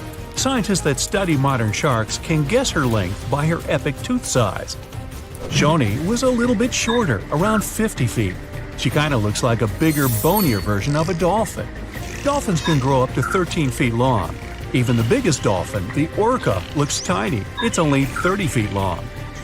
1 point goes to Meg for being huge. And we're tied up at 1 apiece. Round 3, teeth. Meg was one of the greatest threats in the ocean with teeth similar to those of a modern white shark. Scary, symmetrical, triangular, insanely sharp, and up to 7 inches long.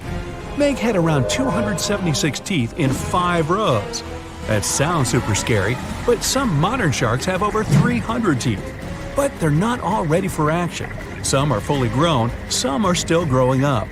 Sharks' teeth are not that strong, so they fall out a lot, which is not that big a deal like it is for humans. They produce new teeth all the time, so they can replace the ones that get worn down.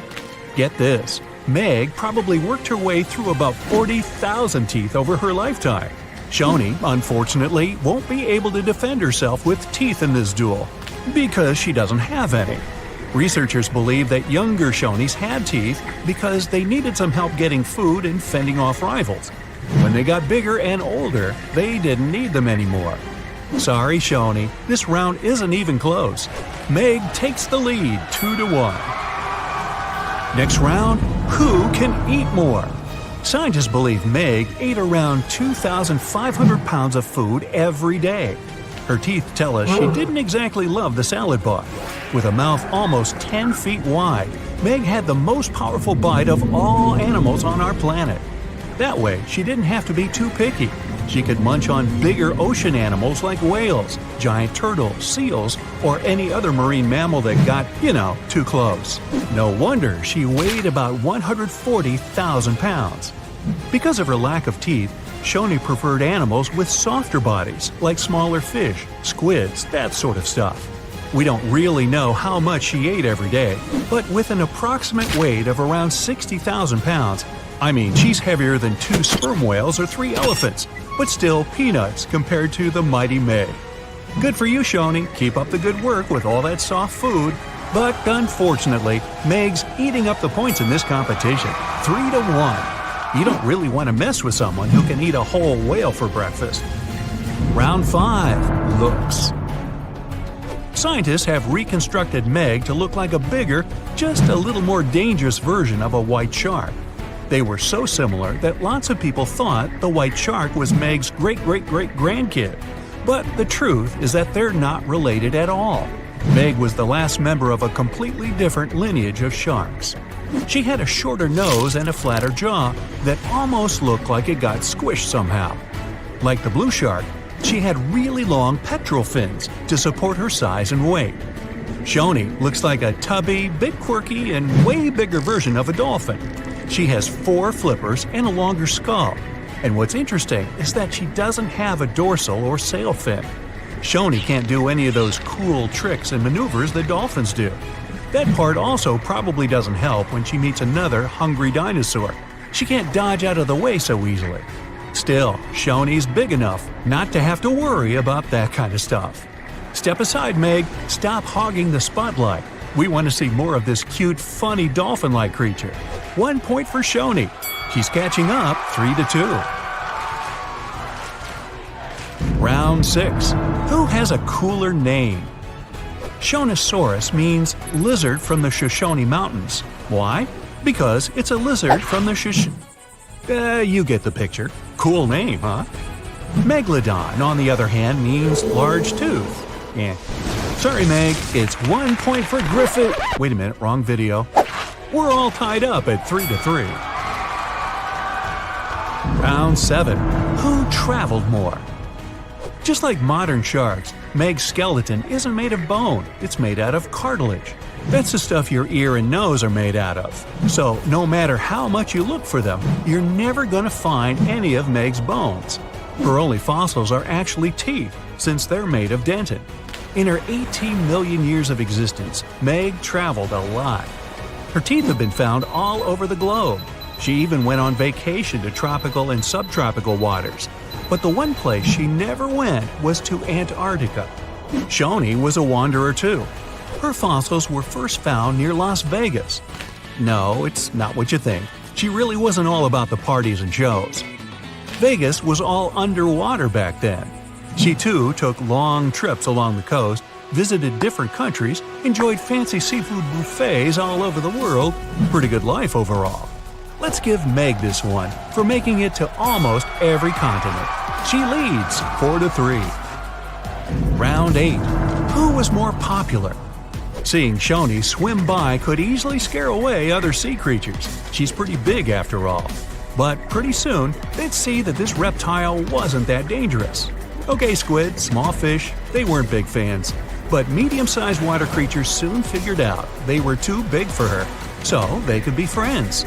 Except for, the Kraken, a colossal squid and legendary sea monster with extremely powerful tentacles. The story goes that the Kraken had something to do with the disappearance of some members of Shoni's family. So let's just say they're not exactly BFFs. Meg, introvert, loner.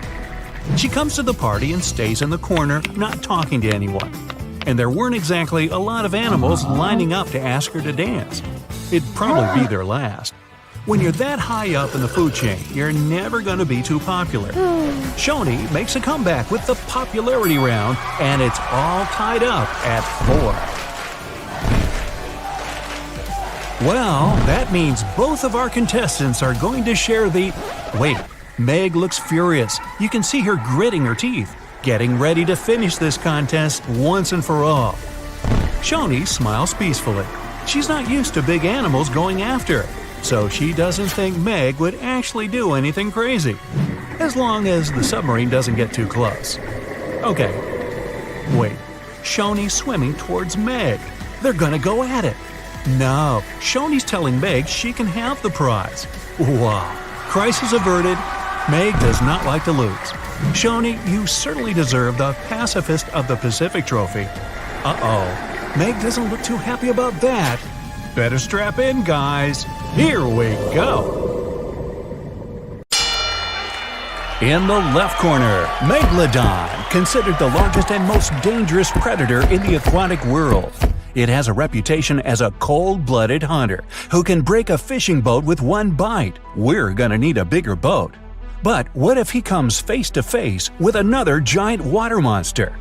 In the right corner, Mosasaurus, an ancient dinosaur reptile which existed about 80 million years ago on the vast Atlantic Ocean.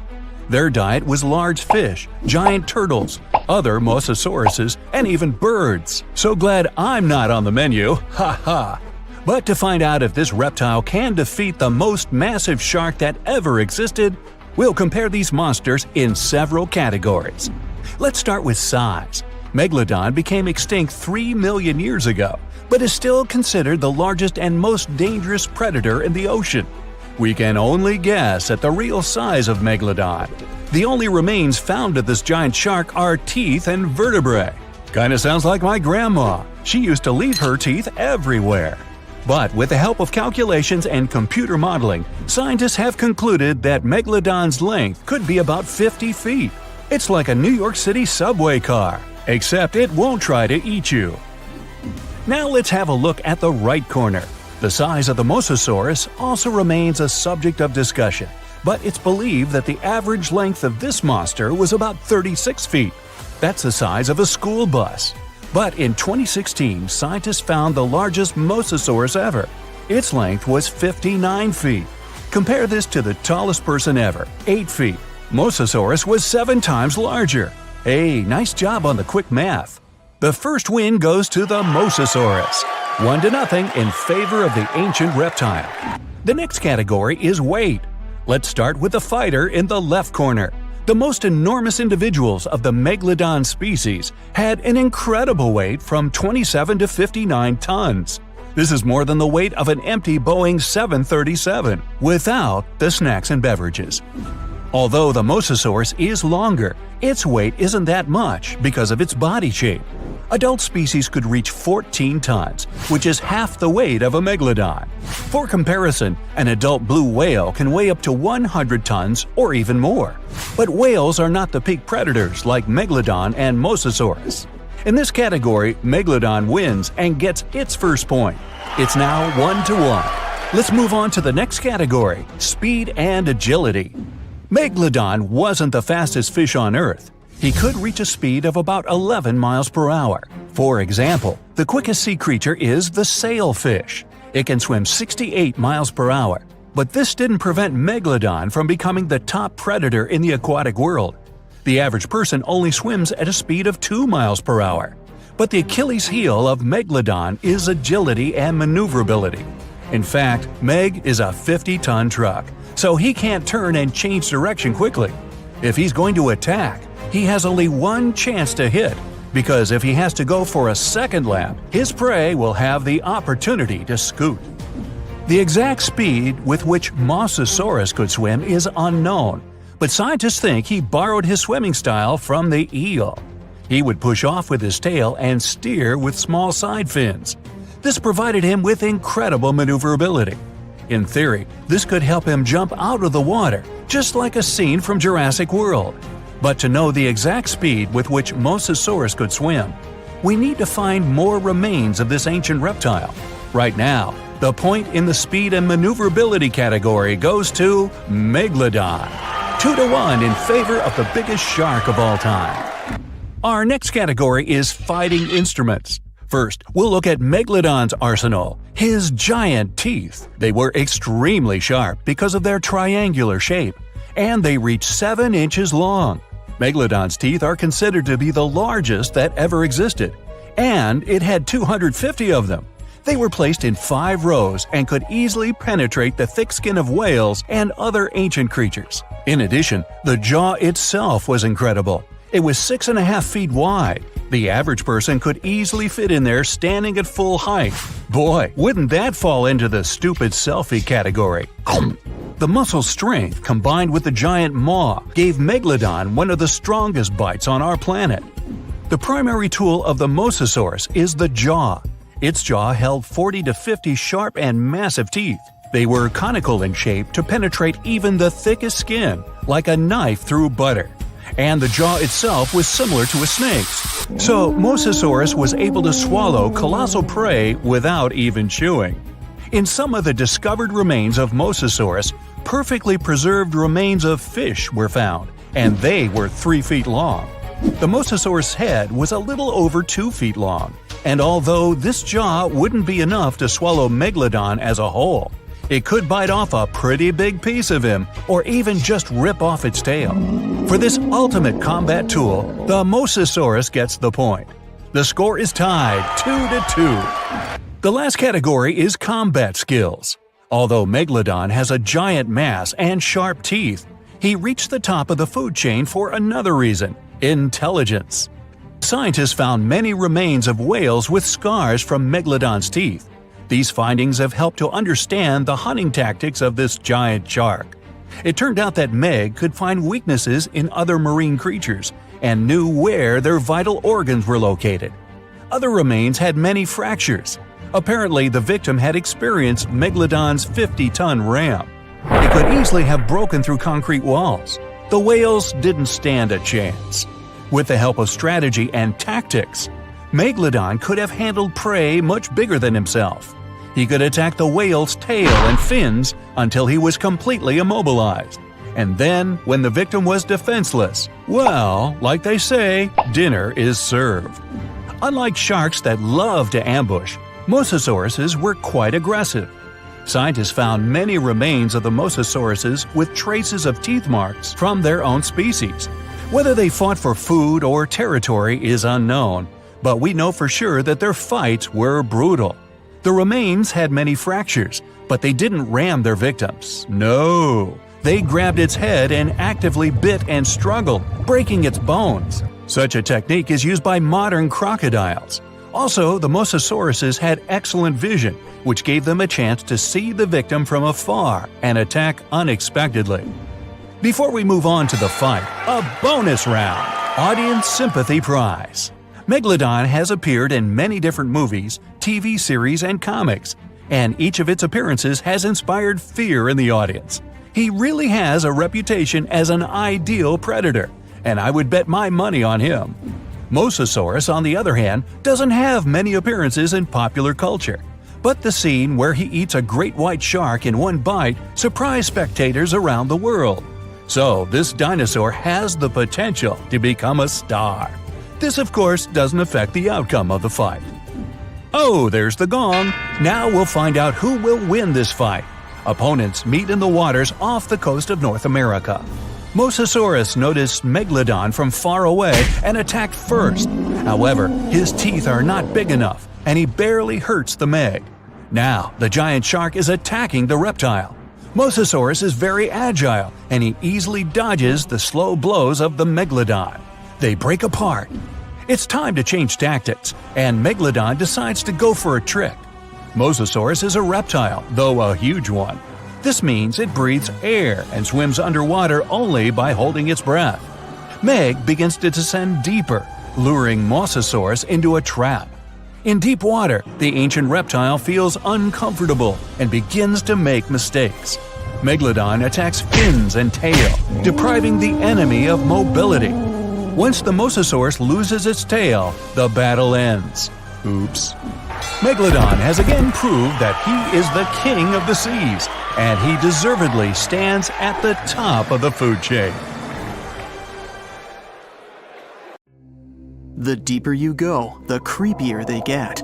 You're about to travel to the darkest ocean depths and check whether this claim is true. Are the creatures living there as scary as people think?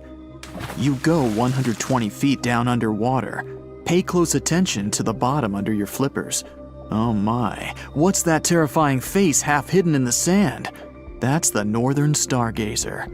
You can meet this fish in the eastern United States. It buries itself in the sand until unsuspecting prey gets near.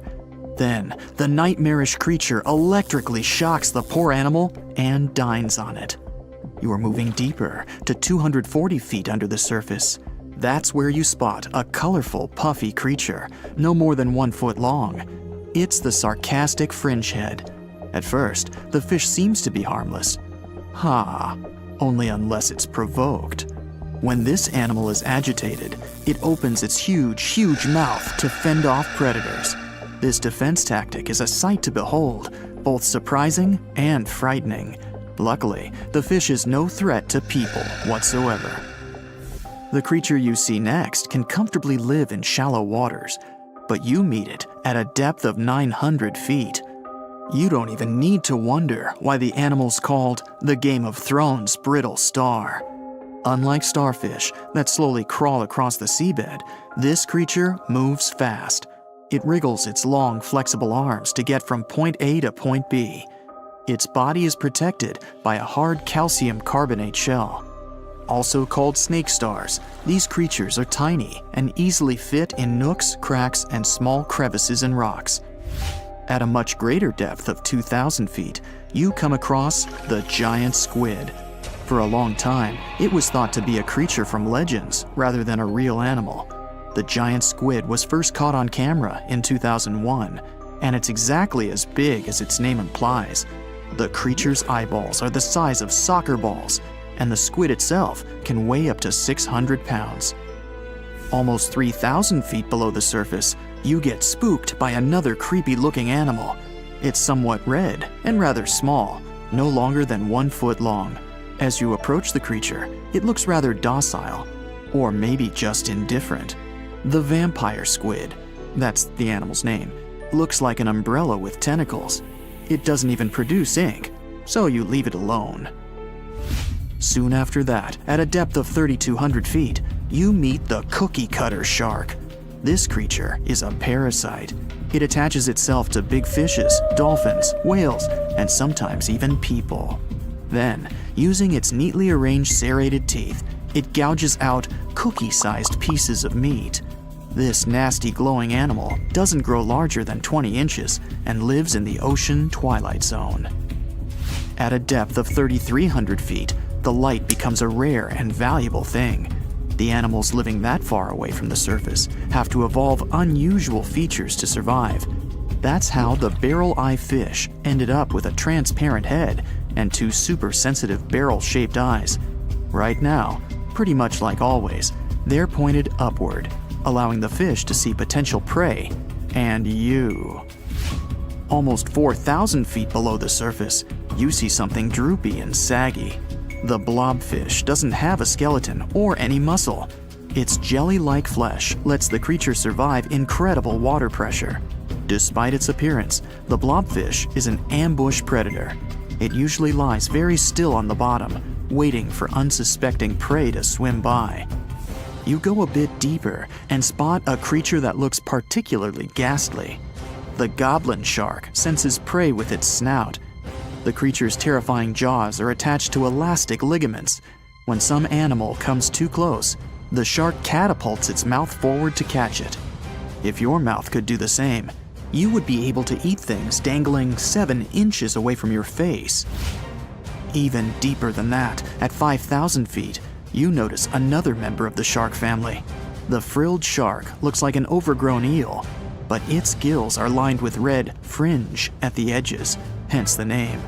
The creature's horrifying mouth has 25 rows of razor-sharp backward-facing teeth, 300 in total. The shark prefers to hover in the water, waiting for its prey to come closer. Then, it charges at it like a snake. Suddenly, you see something glow brightly like an electric bulb. But after coming closer, you recoil in horror. The creature looks like an upgraded eel equipped with oversized teeth. That's the deep-sea dragonfish that can live at a depth of 6,000 feet.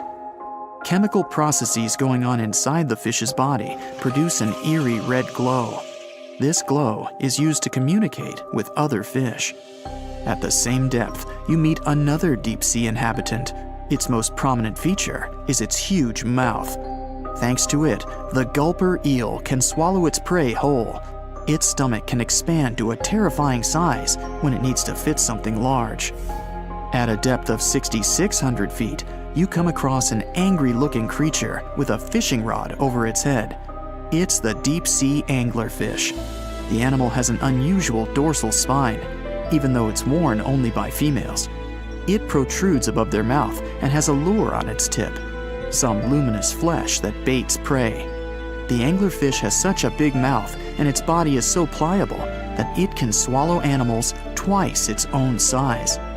You're 7,000 feet down when you see another fish that's glowing in the dark. The black dragonfish is a sly creature. It has its light-producing organs arranged along its belly. The spooky creature also has gleaming flashlights next to its eyes. They help the animal find prey and attract potential mates. At the same depth, you also spot an enormous pill bug. But unlike the critter you can find in your garden, this one is at least 20 inches long. That's the giant isopod, and it is, indeed, related to the roly-poly, as well as crabs and shrimps. These creatures may look somewhat scary, but they're harmless. They feast on other deep-sea animals only after those have passed away. At a depth of 13,000 feet, you notice the ocean floor has become a bit fluffy. That's because it's covered with zombie worms.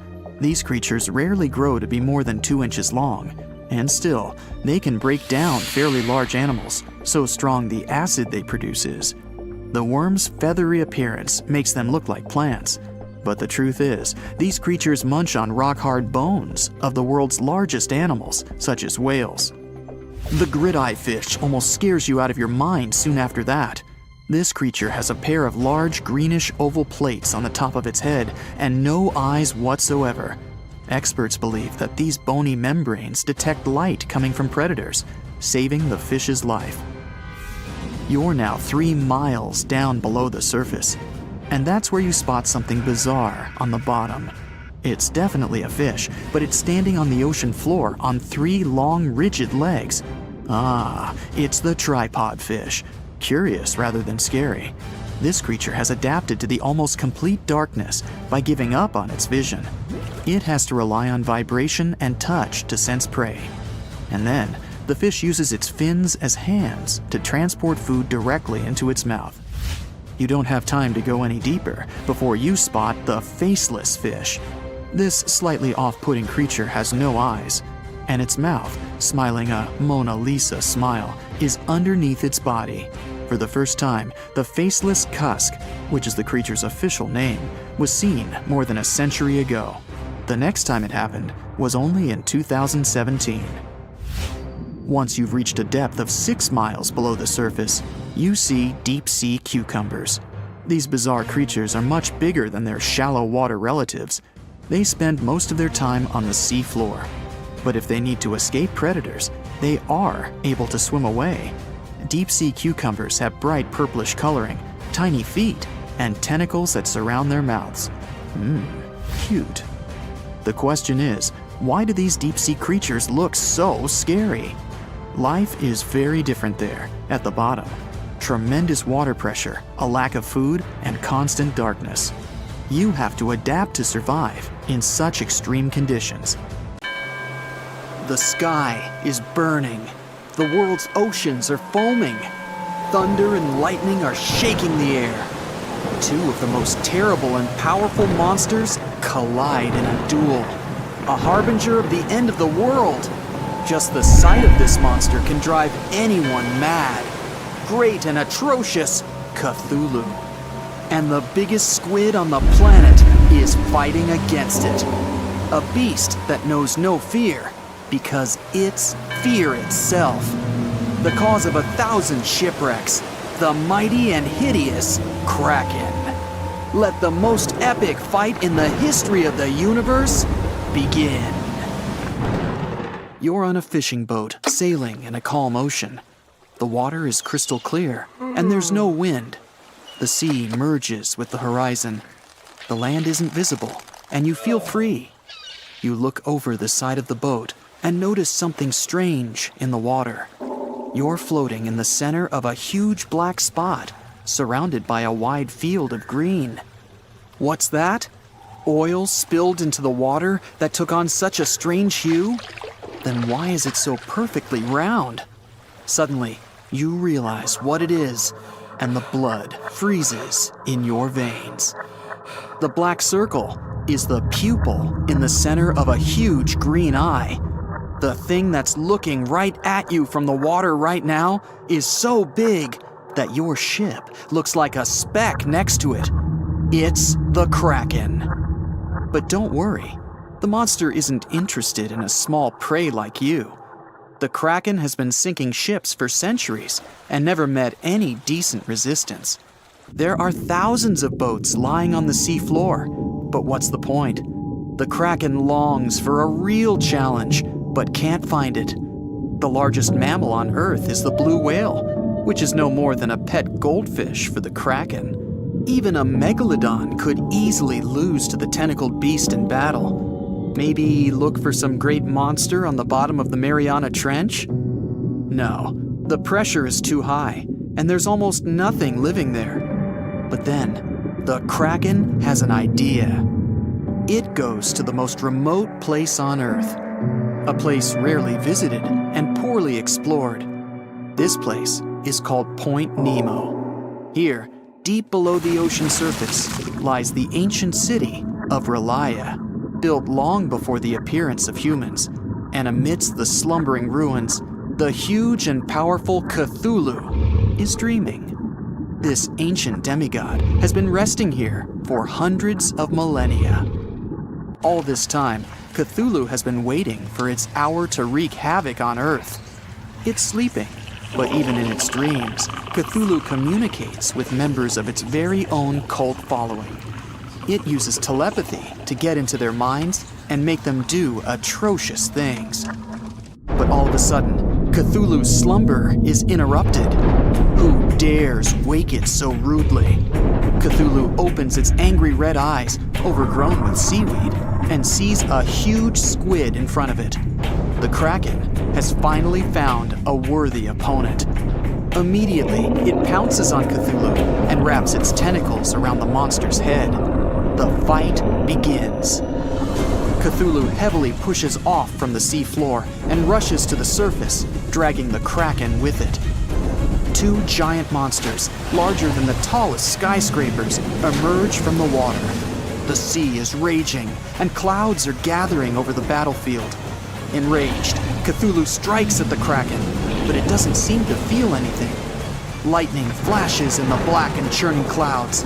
Cthulhu tries to tear the Kraken off itself, but the squid's tentacles firmly grasp the green monster. Meanwhile, you're on your way to Point Nemo to watch the battle unfold.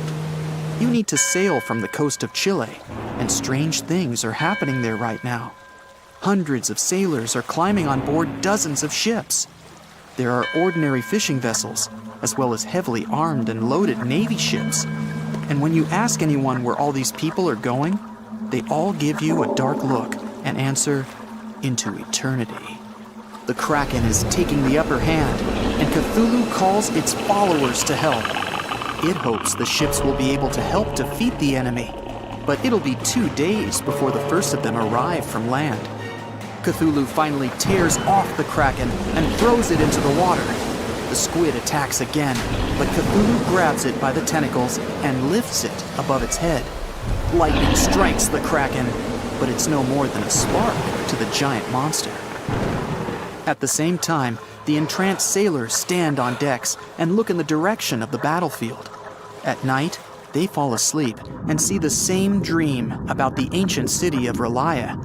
In the center of it, there's a twisted chapel, and inside, Cthulhu sits on its throne, calling its followers. Day and night and day, the monsters have been fighting each other with their last strength. And at last, tiny dots gather around them. The ships have arrived. They're ready to attack the Kraken, and Cthulhu gives them a mental order. But the Kraken has its own ace up its sleeve. It hadn't been sinking ships just for fun. Very often, it saved thousands of marine creatures caught in fishing nets. And now, they and their offspring from all over the ocean come to help the Kraken. Huge octopuses, blue whales, great white sharks, electric eels. They're all attacking enemy ships. Whales are ramming the submarines, and eels are turning vehicle engines off with their electric discharges. Suddenly, the Kraken dives under the water. Did it give up? Got scared? Not likely.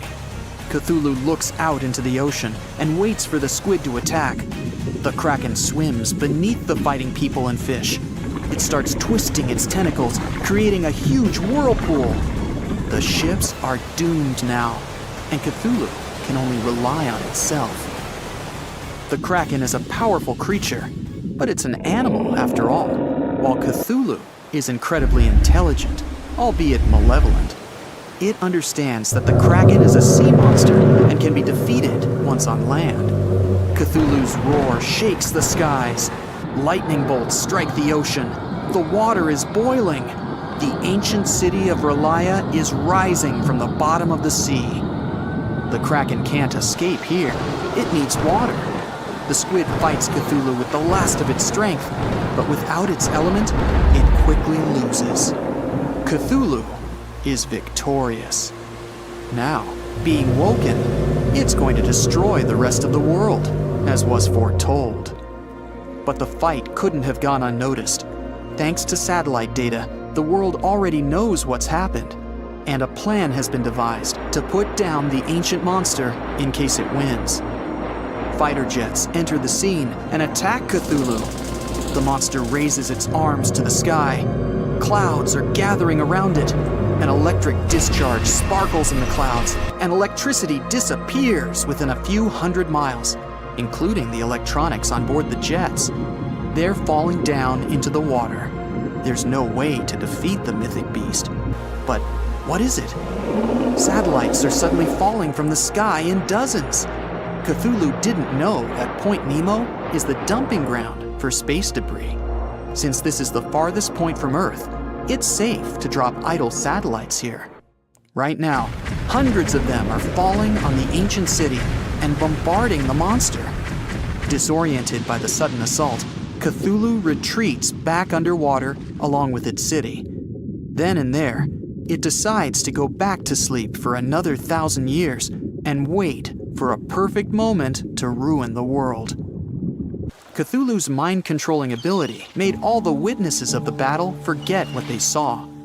Humanity is again unaware of the dangers from the depths. Cthulhu doesn't want people to be ready for its awakening. If you enter these coordinates in the GPS, you'll see where Point Nemo is. In 1997, oceanographers recorded a mysterious sound from the depths of the sea. It was called the bloop and can be easily found on the internet. This event led many people to believe in the existence of Cthulhu.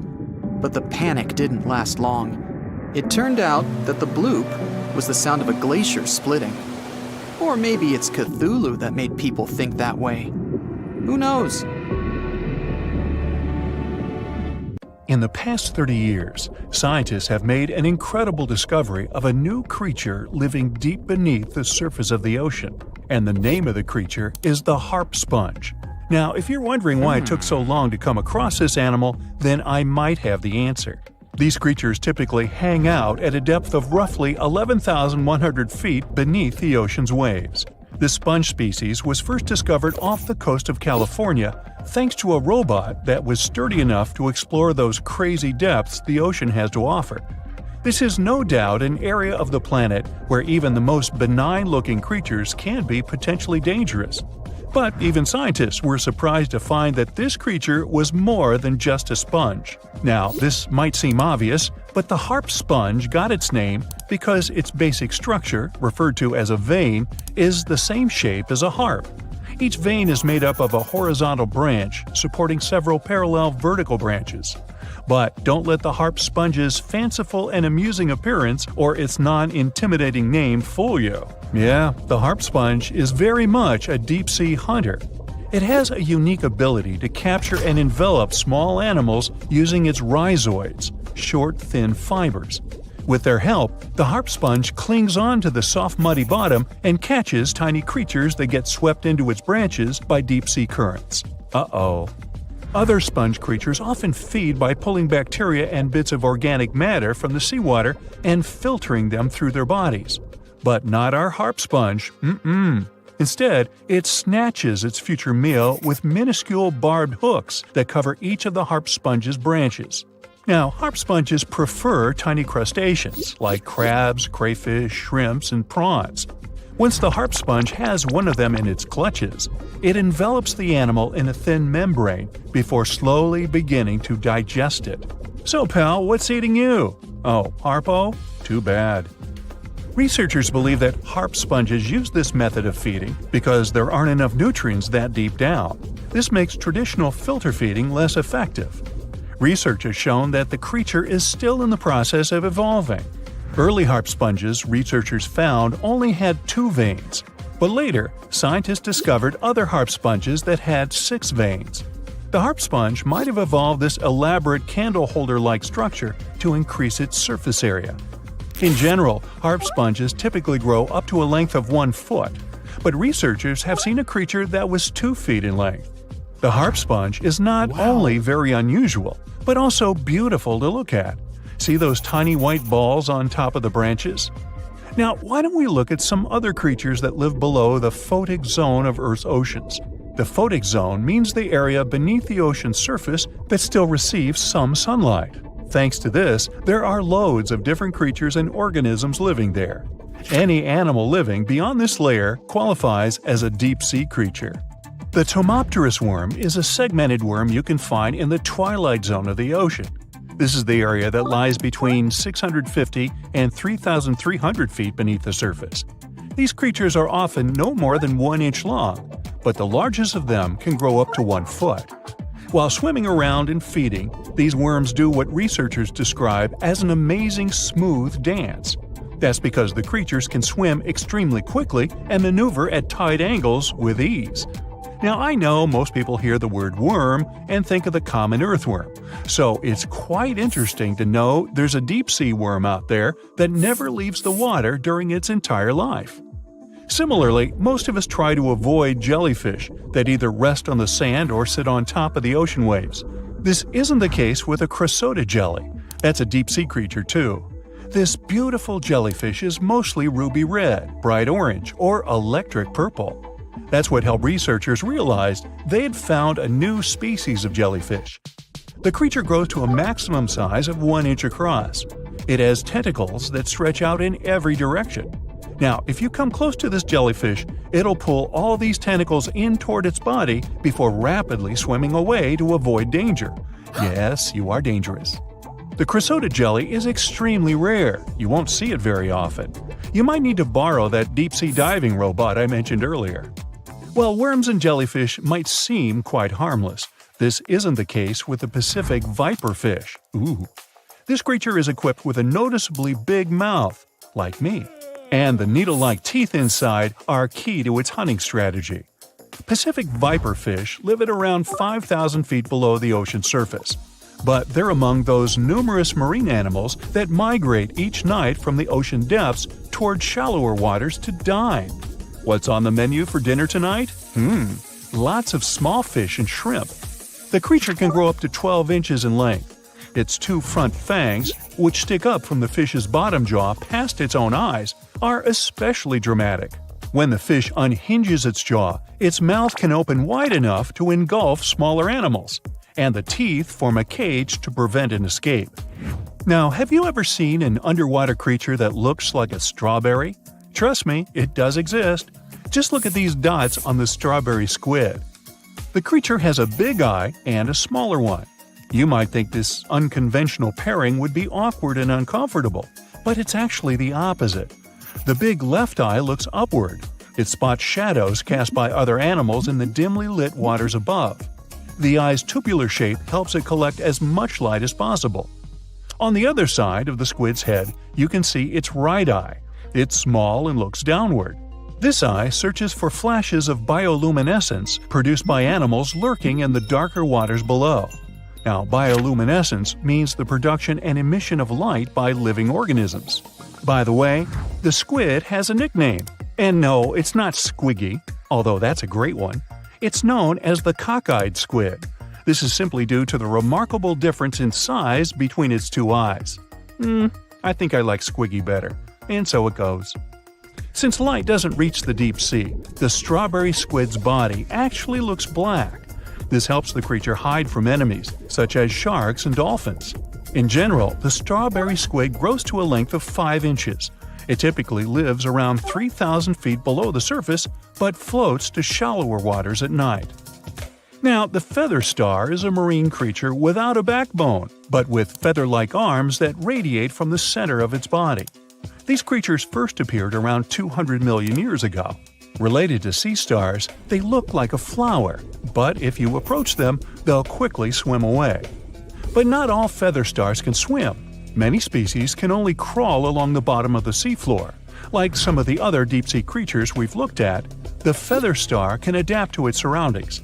It has a creepy ability to shed its arms, the same way some lizards can shed their tails. This also helps them escape from their enemies. Feather stars live all across the globe, from the equator to the poles, from the shallow waters on top of reefs to the deep, deep sea. Now, given that we're dealing with mysterious creatures, the name of this one is quite fitting. The swift vampire squid should be the official symbol of life in the deep sea. The animal has a dark red body, huge blue eyes, and a cloak-like web that stretches between its 8 arms. This, along with its name, may suggest that the creature is some form of a terrifying hunter. In reality, though, the vampire squid is a soft-bodied, timid creature, about the size, shape, and color of a football. It grows to roughly 12 inches in length and lives 3,000 feet below the waves. There's almost no oxygen there, but also relatively few predators. Whew, I think I'll need to decompress from this one. The giant shark that terrorized the oceans some 20 million years ago. For 13 million years, this 60-ton beast dominated the warm waters of our planet. Though some believe that the Meg still lives in the most remote and deepest parts of the ocean. It's a hot summer day. It seems only logical to go for a swim in the sea. You're floating on your back, completely relaxed. Your eyes are closed. Your breath is even. Water's pleasantly cool around your body. A light breeze touches your face. You feel calm enough to doze off. Suddenly, something bumps into your leg. Yanked out of your half-slumber, you begin to flail until you're face to face with the invisible danger. Luckily, all you spot is a couple of easily recognizable fins and cute smiley snouts. Phew, just dolphins. Guess you're lucky to meet them in the wild. These amazing creatures are so close, you can touch them. You've heard people say dolphins' skin feels rubbery, but to your mind, it's more like the inner part of a hard-boiled egg. One of the animals is so close to you that its salty smell fills your nostrils. You know, though, that dolphins don't have sweat glands. It means they don't sweat and are pretty much odorless. The smell you sense comes from the water they swim in. The largest and most ferocious predator to ever haunt the oceans, the Megalodon shark dominated the seas for centuries before coming extinct millions of years ago. However, scientists managed to discover very few remnants of the giant shark. Everything we know about the great beast we've learned thanks to fossils of its giant teeth, which are just about the size of the average human hand. A megalodon skeleton has never been discovered. Shark skeletons are made mostly of cartilage, meaning that they decompose quickly. Luckily, sharks continuously shed and regrow teeth throughout their lives. One shark can go through 40,000 teeth in a single lifetime. Scientists have managed to study different types of shark species based on their teeth alone. The Megalodon shark had around 276 teeth. When they fell out, those teeth landed in the seabed where they stayed for millions of years, fossilizing. Scientists found those teeth, and they're the only real record we have of the Megalodon's existence. Megalodon teeth have been discovered all over the world. It means that unlike other marine animals of its time, the Megalodon was intercontinental. Even today, most sharks and marine animals tend to stick to one sea or ocean. The Megalodon shark swam freely around the world, moving between tropical and subtropical waters. Megalodon teeth have been found in every continent apart from the freezing cold waters of Antarctica. When a megalodon makes a starring appearance in a movie or TV show, it's portrayed to look like a giant version of a great white shark. Scientists previously believed that the megalodon and the great white shark both descended from one common ancestor. Still, it's not true. In fact, it's more likely that the megalodon was the arch enemy of the great white shark's ancestor, the broad-toothed mako shark. That means Megalodon wouldn't have looked so similar to the great white after all. In reality, the Megalodon would have a shorter nose than the great white, along with longer pectoral fins to give the giant shark a stockier and more threatening build. They both had an excellent sense of smell though, so even in prehistoric times, it wasn't a good idea to go swimming with a chunk of raw meat in hand. And it certainly isn't safe now. Whether the Meg's hiding somewhere in the depths, which some still believe is true, or it's gone forever, younger cousins will still be there waiting. Also, both of them like to go after big marine mammals, so they would certainly have things to do together. That is, until the Meg got moody and accidentally ate its friend. You never know. These guys had a different hunting style. Great whites prefer to dive straight towards their prey and find its softest spot, like exposed legs or underbelly. Sometimes, an entire tooth would be found embedded in a bone of some bigger animal, such as a whale. Without the main parts they use for swimming, poor sea animals were then helpless and unable to escape. Yet whales were just a smaller part of Megalodon's diet.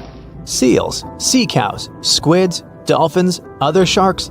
The good old Meg probably wouldn't say no to some random school of smaller fish swimming into its mouth either. Nothing better than a good snack after a big tasty dinner. Even those giant turtles weren't safe with their thick shells. The Meg probably took them as a dare challenge on a daily basis. Scientists have used computer simulations to try and work out the hunting style of the ancient shark.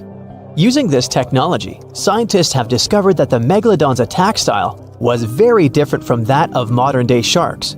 Modern sharks dive straight for their prey's most vulnerable spot, for example, the soft underbelly of a seal. The Megalodon's teeth were uniquely suited to biting through tougher areas of cartilage. So, evidence suggests that a Megalodon would first chew the tougher fins of their prey, rendering them unable to swim away before launching into their final attack. Some people believe that the Megalodon is still alive today, lurking at the depths of the ocean's waters. But it's unlikely to be true. Megalodons are a warm water species, which means they would be unable to survive in the cold waters of the deep ocean. Most of the megalodon's potential prey live in shallower waters, meaning there would be very little for the megalodon to eat at deep sea level. Simply put, if there was an animal as big as the megalodon still living today, we would have spotted it by now. It is unlikely that you'll run into a meg though. The sharks, like us, preferred warm coastal waters. Deep ocean living would be too cold for the beasts, and food would be scarce. Their entire bodies would also have to evolve to avoid being squished by the enormous water pressure down there.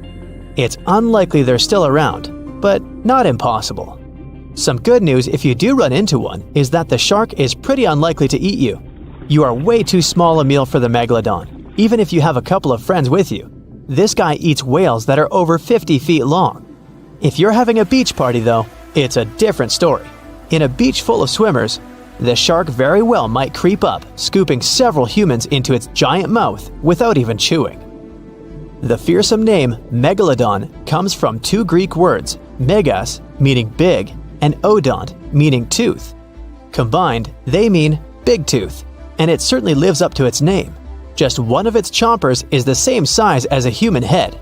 It had 276 humongous teeth in total, across 5 terrifying rows. In all of history, only a couple of saber-toothed cats and the T-Rex had consistently bigger teeth. Now that's a showdown I'd like to watch. The Megalodon vanished millions of years ago, leaving only huge teeth to be found by modern archaeologists. They literally disappeared with very few traces left. Scientists believe that over time, deep sea levels dropped and the ocean's temperature went down rapidly. Over a third of all marine life was wiped out as the oceans cooled and the number of animals at the bottom of the food chain plummeted. This had a catastrophic effect on the hungry predators at the top. Sorry guys. It became way too cold for these sun-loving sharks too, which made it difficult for them to reproduce since they gave birth in warm waters. The Megalodon is usually described as a sort of great white shark, but this is just a common myth. In fact, the ancestors of today's great white existed at the same time as the Meg, but they weren't best buddies and were even in competition with each other. The great white shark was a better hunter using its smaller size and agility to snap up the Meg's prey quickly. They were also known to eat Meg pups, who were only half their size. This didn't exactly help the whole extinction thing. While a great white was no match for an adult Meg in a head-to-head fight, they sure weren't scared of stealing their food. This only left the bigger fish and whales for the Meg, but its food supplies began to run out as whales swam to the cooler new seas. The whales adapted to prefer the colder temperatures, leaving our friend the Meg behind. The megalodons either starved or were frozen into extinction by the Ice Age. Rather than a great white, the megalodon is more like a modern bull shark. It had a short snout, a flat lower jaw, and huge pectoral fins to support its massive weight and size. As scary as they are, these sharks were actually caring family guys. Several megalodon nursery areas have been discovered in Florida, Maryland, and Panama. They gave birth to their young in shallow water environments. We know this from discovering loads of tiny megalodon teeth found in these areas. I wonder if they had nannies too. What's the scariest predator under the ocean? The crocodile? Huh, I don't think so. Loch Ness Monster? Please, it never existed. How about the Chronosaurus? Well, it is extinct, but you might be onto something. Let's take a look at what it'd be like if these creatures were still around today. First things first, what on earth was it? The Chronosaurus was a marine carnivore that lived in the cool, high-latitude Eromanga Sea. It covered vast areas of inland Australia between 90 and 120 million years ago, during the early Cretaceous period. Near-complete fossils of the creature were also found near Colombia, which is a country that has a noted connection to prehistoric reptiles and turtles. This fact makes it extremely possible that the monster I'm about to describe existed worldwide. You might have heard saurus and thought, oh, it's a dinosaur. But these were actually reptiles. They were the largest member of the Plesiosauridae family, referred to as plesiosaurs. Fossil evidence suggests they weighed over 20,000 pounds and were roughly 30 feet in length. Just to put that in perspective, the longest crocodile ever measured was a saltwater crocodile by the name of Lolong from the Philippines. It was 20 feet in length and weighed just under 2,500 pounds. And that's still 10 feet shorter and incredibly lighter than the average Chronosaurus, making the crocodile seem like nothing more than a glorified goldfish in comparison. Despite its terrifying length, the most physically daunting feature of the Chronosaurus was its head. Its skull was about 8 feet long, which was actually proportionally large given the size of its body length. Anything that was unfortunate enough to end up inside the Chronosaurus's mouth may have been given false hope. After all, the teeth of the beast weren't actually that sharp. On second thought, I take that back. I wouldn't feel confident around a toothless snake, let alone being inside the mouth of this monster. But it's true that the Chronosaurus's teeth weren't sharp, especially when compared to other carnivorous reptiles, such as crocodiles and alligators. The teeth of this prehistoric sea creature were instead conical. This means that they were cone-like in shape. Unfortunately, this lack of sharpness didn't make them less dangerous. The teeth were enormous and could be up to 12 inches long from the crown tips to the bottom of the roots. This obviously meant that the Chronosaurus had an extremely powerful bite. It was estimated to be up to 30,000 newtons, which is almost twice as powerful as the bite of a large saltwater crocodile. Because of the bluntness of their teeth, they weren't suited for twisting their prey once in their grasp, but the size and shape of the teeth made them perfect for simple open and shut biting. They would have had no problem crushing hard objects such as the toughest of shells any sea turtle could offer. Just like crocodiles, the Chronosaurus is believed to have had a short neck. This may have been an adaptation to allow the beast to successfully catch small, evasive animals. Their body, in general, was fusiform and streamlined. This means it was narrowed at both ends and had very little resistance to the flow of water. The Chronosaurus was also equipped with 4 paddle-like limbs.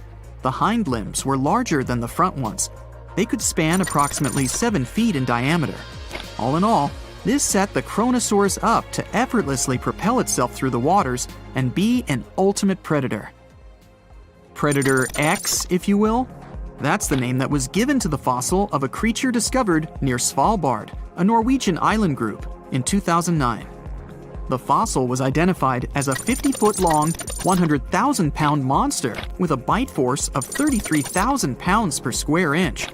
This might be the highest bite force of any known animal. Although Predator X is yet to be classified as any specific type of animal, it was definitely a plesiosaur like the Chronosaurus. And even if it wasn't Predator X, the Chronosaurus was still most definitely a ferocious titan when it roamed Earth's oceans. The Chronosaurus actually got its name from the Greek mythological figure of Cronus, the father of Zeus. Cronus was viewed as a titan from a generation of super powerful beings. So what was it that the Chronosaurus, this terrifying monster, actually feasted on to satisfy its appetite?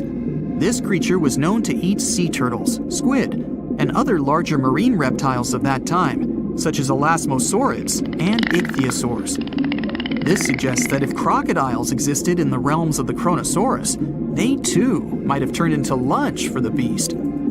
There's evidence from the fossil remains of the Chronosaurus that suggests that they also feasted on sharks, which I know is a disappointment to those of you who view that beast as the king of the ocean. Not when the Chronosaurus was around, my friend.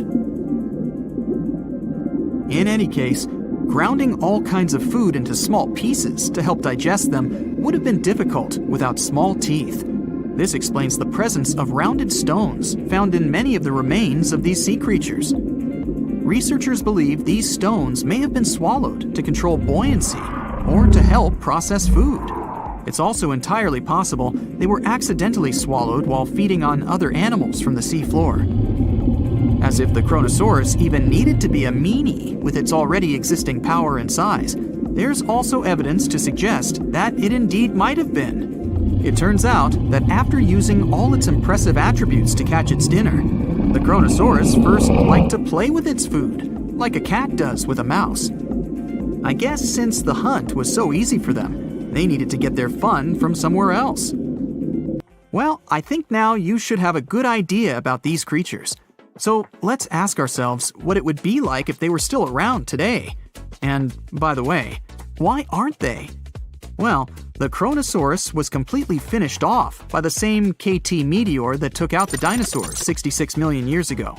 But even before this catastrophic event, they were coming under increased pressure from an even bigger and more vicious family of carnivorous marine reptiles known as Mosasaurs. You can't always be a top dog, I guess, or rather, top marine reptile. But what if this never happened, and they were still roaming Earth?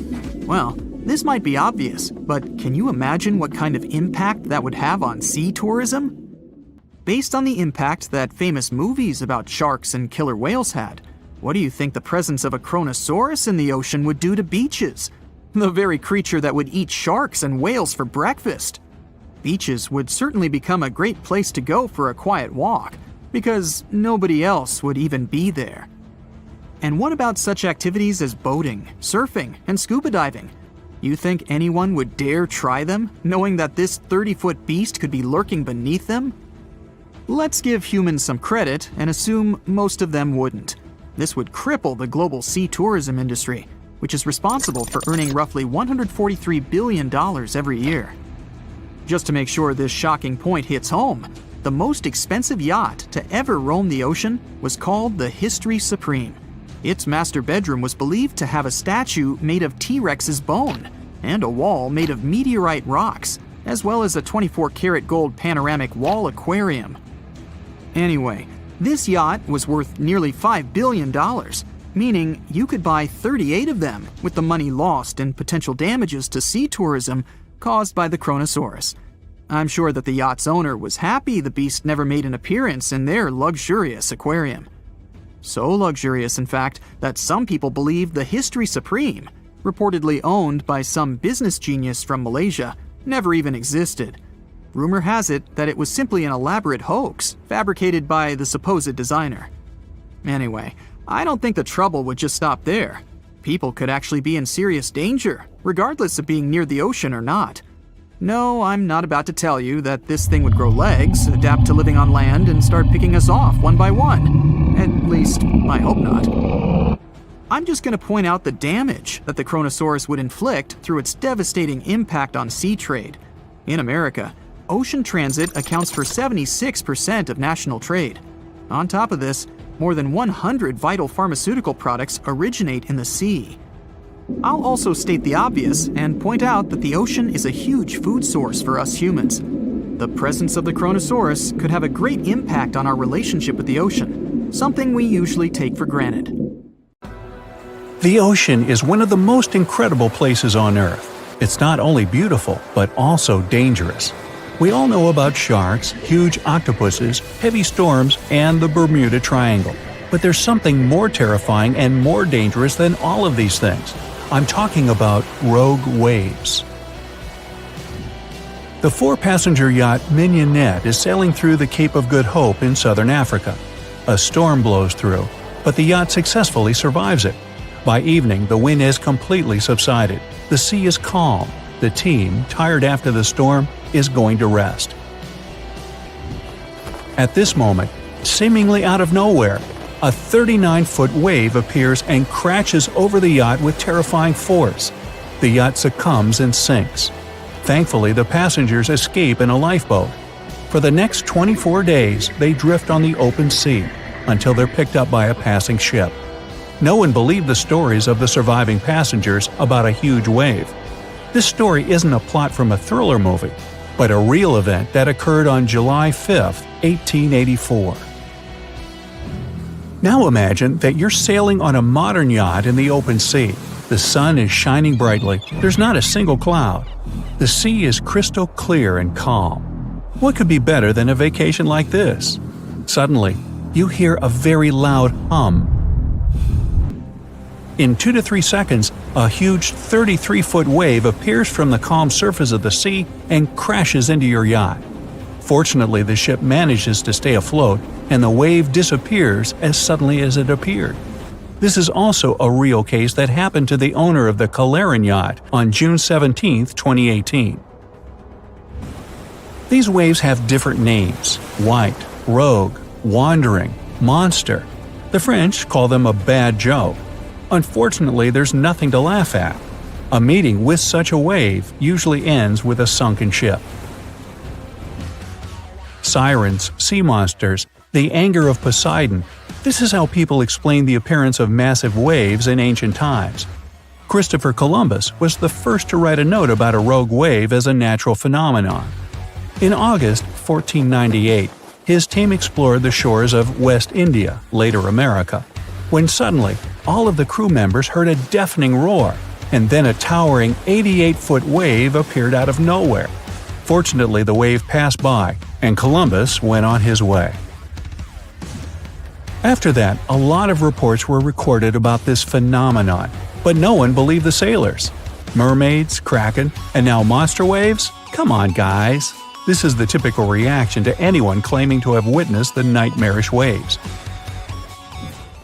Even when a 74-foot rogue wave suddenly fell on the British liner Queen Mary in 1942, the 15,000 people who lived to tell the tale were rarely taken seriously. Only in 1995 was the rogue wave officially recorded with special instruments. That day, an 85-foot wave hit the Norwegian gas platform Doppner. In order to study the nature of these waves, in 2000, the European Union created an international project called MaxWave. As part of this project, scientists launched 2 satellites to monitor the world's oceans. However, they ended up with more questions than answers. There's a special wave theory, according to which the larger the wave, the less likely it is to occur. MaxWave satellites managed to record waves up to 82 feet. But here's the most interesting part. Such a wave should only appear every 200 years. But satellites discovered 10 monster waves in the first 3 weeks of operation. 19 years have passed since then, and we still know very little about it. The worst thing is that scientists have no ideas about how to predict the appearance of these waves in advance. Modern radars and sonars have recorded the proportions of these waves. Their height reaches from 39 to 164 feet. Their speed can reach 62 miles per hour, and their life expectancy is from 20 seconds to 2 minutes.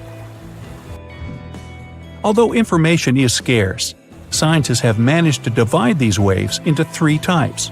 The first type is the classic white wave. It appears not only in a storm, but also in a calm sea. After an unexpected appearance, it also suddenly dissolves into the water and leaves no residue. The second type is Three Sisters, and you guessed it, these are 3 consecutive waves, one of which is more massive than the others. Even a huge supertanker could break under the weight if caught in such waves. The third type is wave monster. Of all 3 types, this wave is the most dangerous and unpredictable. Imagine a 15-story building. The spectacle is certainly amazing, but I wouldn't want to see it in real life. Anyway, you can watch a lot of videos with rogue waves on YouTube, but after you watch our video. But what provokes these lonely waves? No one knows for sure. Perhaps rogue waves are of the same nature as tsunamis? Well, not at all. Tsunamis occur as a result of underwater earthquakes and grow as they draw closer to the coast. Some believe that they appear when the surface sea current encounters a strong headwind. Others are sure that the waves are born from the collision of warm and cold currents. Still others are convinced that it happens because of gravitational anomalies, when gravity sharply decreases or increases. There's also the theory of wave interference, small waves combining to form one big one, just like a snowball. But the most interesting theory is that waves form due to kinetic vampirism. Insert Dracula joke here. According to this version, under certain natural conditions, waves acquire the ability to exchange kinetic energy. And among all the waves, there will be one vampire wave, which will absorb the energy of the others. After accumulating enough energy, the vampire wave splashes it out. This theory explains the impact force and its sudden disappearance. Some oceanographers believe that rogue waves are to blame for the disappearance of ships in the most mysterious place in the Atlantic Ocean, the Bermuda Triangle.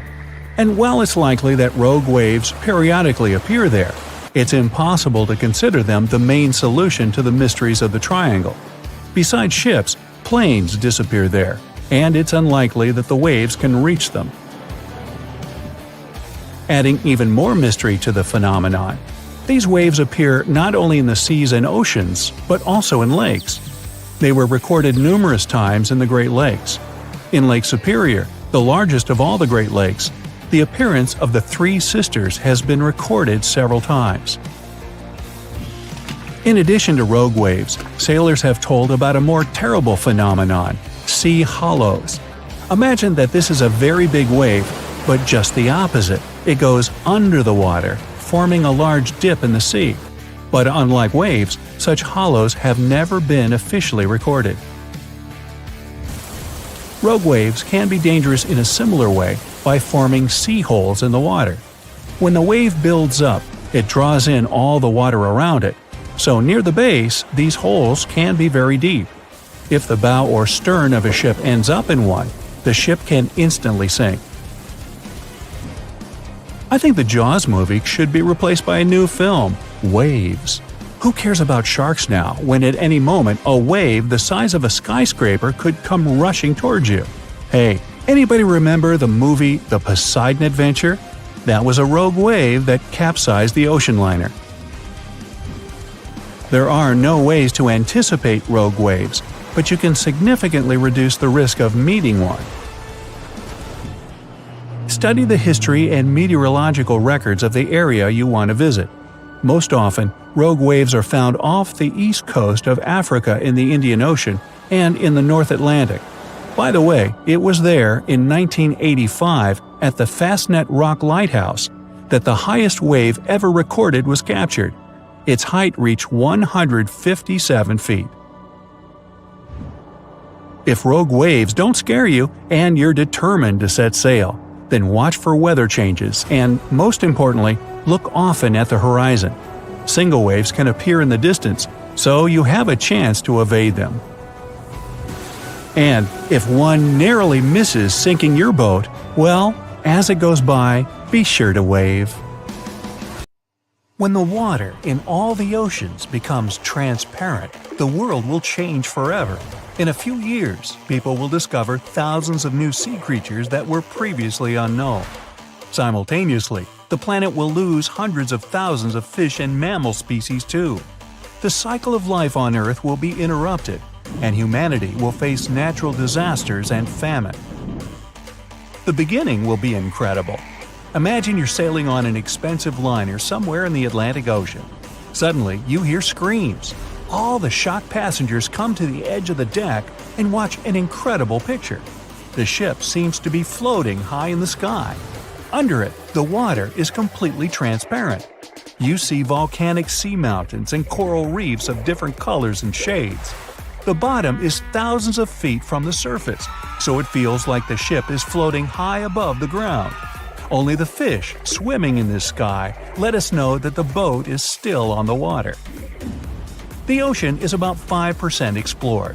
In just a year, this number has increased to 70%. Humanity uses powerful telescopes to study space. Now, when the water is transparent, all the scientists turn their telescopes toward the seafloor. Every day, people discover a new kind of fantastic sea creature. Many of them look pretty scary. A colossal octopus, transparent clams, ugly toothy fish, sea spiders, rainbow jellyfishes. The Mariana Trench can now be fully explored. If there is a Kraken, a Megalodon, or any other sea monsters in the world, people will soon know about them. Relaxing on the beach is growing more popular than ever, but swimming in the water is a little frightening now. Imagine you're sailing on a yacht in the open sea. You decide to jump from the deck into the water to cool off. You feel dizzy because of the height you see below you. Also, you notice a huge squid the size of a house in the depths. It's unlikely it will swim to you because it's so far away, but you still get creeped out. When planes fly over the ocean, it seems as if they are twice as high in the sky. Skydiving over the water is becoming a popular sport. The average altitude of a skydive is 10,000 feet, but if you jump over the ocean, you'll feel like you're falling from a height of 36,000 feet. It's like jumping out of space. Fishing has become more profitable because all fish are visible from the surface. Boats from afar notice a school of fish and catch it. Because of this visibility, many fishing companies have become more competitive. When two ships try to capture the same prey, a conflict occurs. The water in the ocean is divided into borders. Companies began to buy it as they would land. Fishermen started to hunt unknown creatures. Companies built expensive bathyscapes to capture the prey in the underwater depths. Because of this, rare species of dolphins, whales, sharks, and other sea creatures are on the verge of extinction.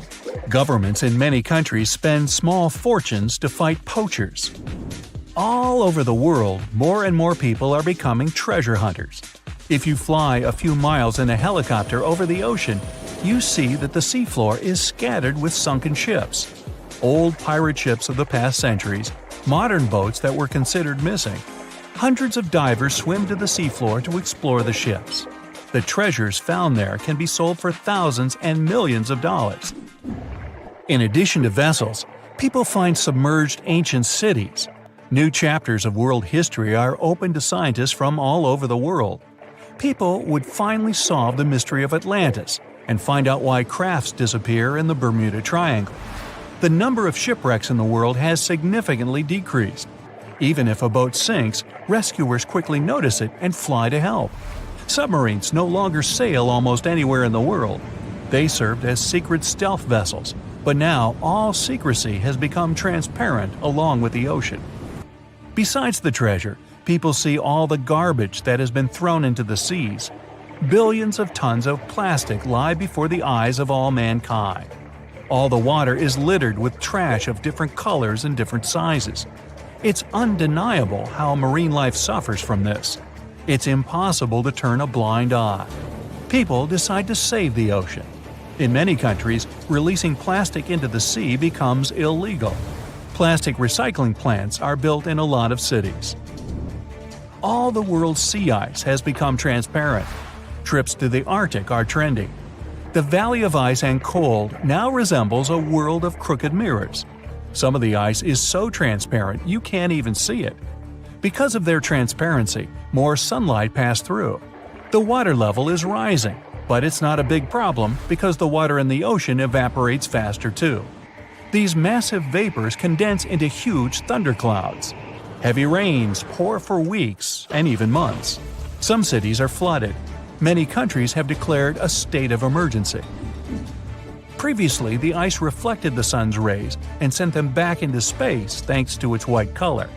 Now, vast chunks of ice, some the size of a country, let light through. Our planet gets too much ultraviolet light. Because of this, the atmosphere is being destroyed. Every year, more and more solar radiation penetrates the Earth. This affects crops and increases the incidence of diseases among all living beings. And this is just the beginning of the problems. The ocean contains many microscopic substances needed for small organisms to live, such as phytoplankton and seaweed. They are food for larger creatures, krill. Life in Antarctica depends on krill. Fish, whales, and penguins feed on it. If they can't feed on krill, large predators won't feed on regular fish. The ocean is blue because of the salt and various small microorganisms, algae, and nutrient mud. As soon as the water became clear, it lost all its nutrients. Many fish and marine mammals are disappearing from our planet. Sunlight penetrates to the farthest depths of the ocean. The sea creatures that live there were not used to the light.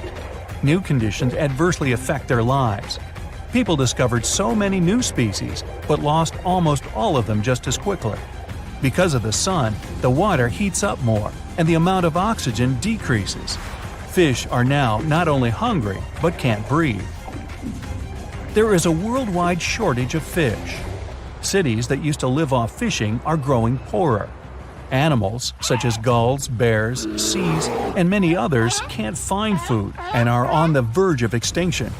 In restaurants, fish becomes an expensive delicacy. People create artificial lakes and breed fish there, but this is not enough to save the planet. When the ocean was not transparent, the water evaporated and condensed in the sky, along with many nutrients. Rain clouds formed, and the wind drove them around the world. Now, jungles and rainforests feed on lifeless water. This affects the entire animal world. Trees and plants in the rainforest stop growing as they used to. Animals become sick more often, and because of prolonged heavy rains, nature is drowning. The circle of life is broken. Fortunately, this is unlikely to happen. The sea is enriched by the deserts. Every year, 2 billion tons of dust rises into the air. Most of this dust comes from the deserts. Then, 1/4 of this falls to the seas and oceans and becomes food for microorganisms. Therefore, the dust must disappear for the ocean to become transparent. But it's not just dust that's the only source of a nutrient-rich ocean. Tropical rains fall in the forest of the Amazon. This water, which is also filled with nutrients, evaporates and condenses into a cloud and pours into rivers, lakes, and oceans worldwide. This feeds algae. Plankton and krill feed on the algae, and larger fish eat plankton and krill. This circle of life shouldn't be broken, so it's essential to keep the oceans and seas clean. Check it out! This is the deepest and most unexplored part of our planet. It's so deep that if you stick Everest in it, its peak will still be underwater. This is the Mariana Trench. It's located in the western Pacific Ocean, and its maximum known depth is 36,000 feet. And this is you, an average person who burns with interest to understand what is at the bottom. You're tired of watching documentaries about the Mariana Trench, so you decide to check it out yourself. But you have neither a special suit nor a submarine. You only have an air tank and a brick which you tied to your leg. Take a deep breath and dive in.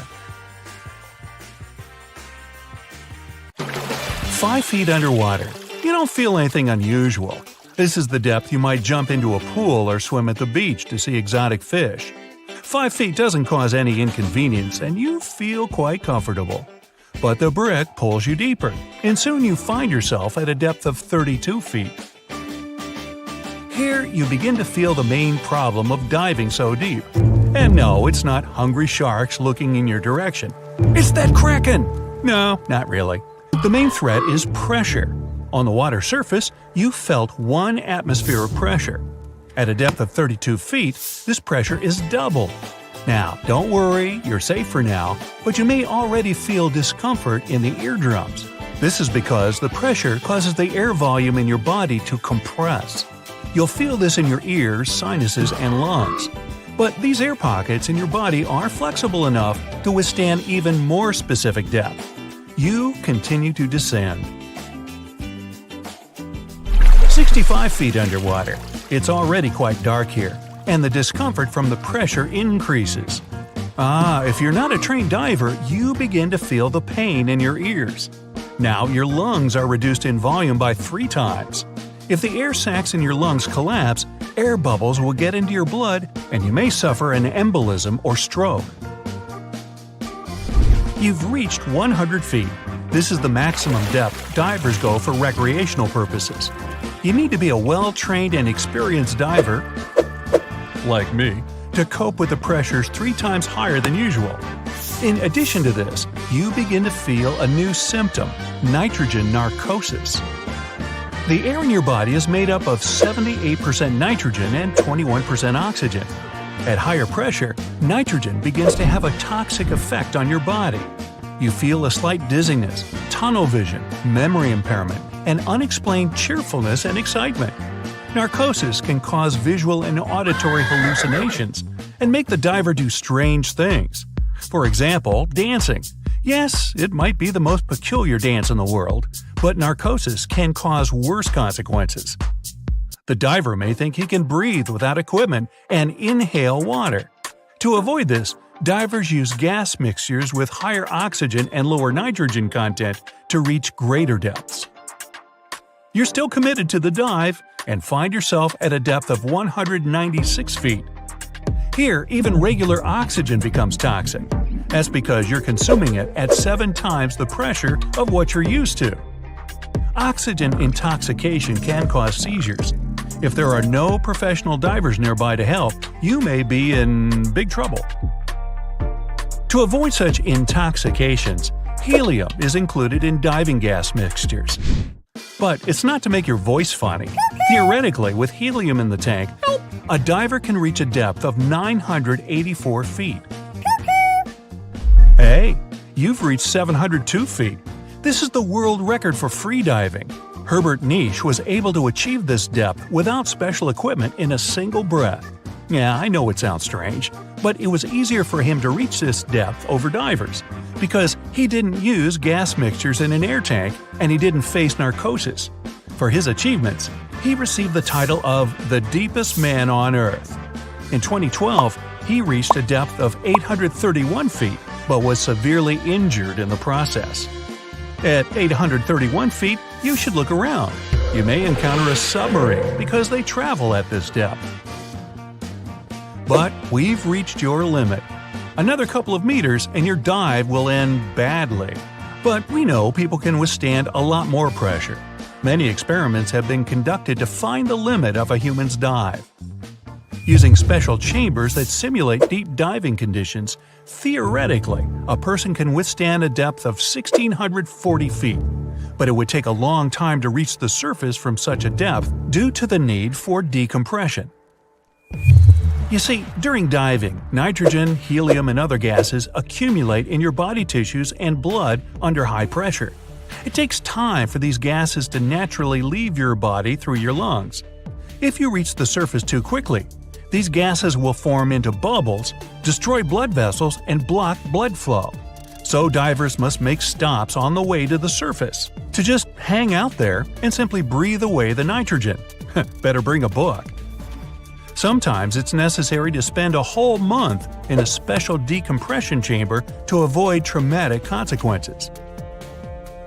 For safe dives at great depths, you need special equipment.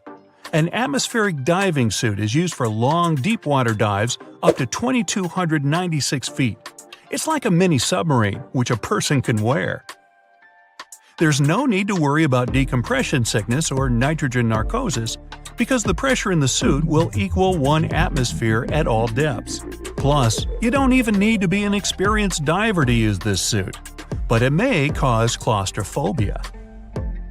Alright, so what if you want to go deeper? For this, you will need a submarine. The Triton 6600-2 is a private submarine that can reach 6,600 feet. The only disadvantage of this submarine is its price, $5.5 million. But let's assume that you have that money and you deploy your Triton 6600-2. Can I go along? Great! At its maximum depth, have you reached your destination? Actually, I'm afraid not. You have to overcome a depth 6 times deeper than that. Unfortunately, we can only reach the bottom of the Mariana Trench using drones. So, the human body can withstand enormous pressures. This is because our body is made up of 70% water. How deep can a person actually go before the pressure harms them? For a person, this depth is 22 miles. Our bones break at 24,600 pounds per square inch. This means that the depth at which our skeleton will be crushed is about 22 miles. Yeah, I think your eyeballs will pop well before that. But living organisms exist below this crush depth.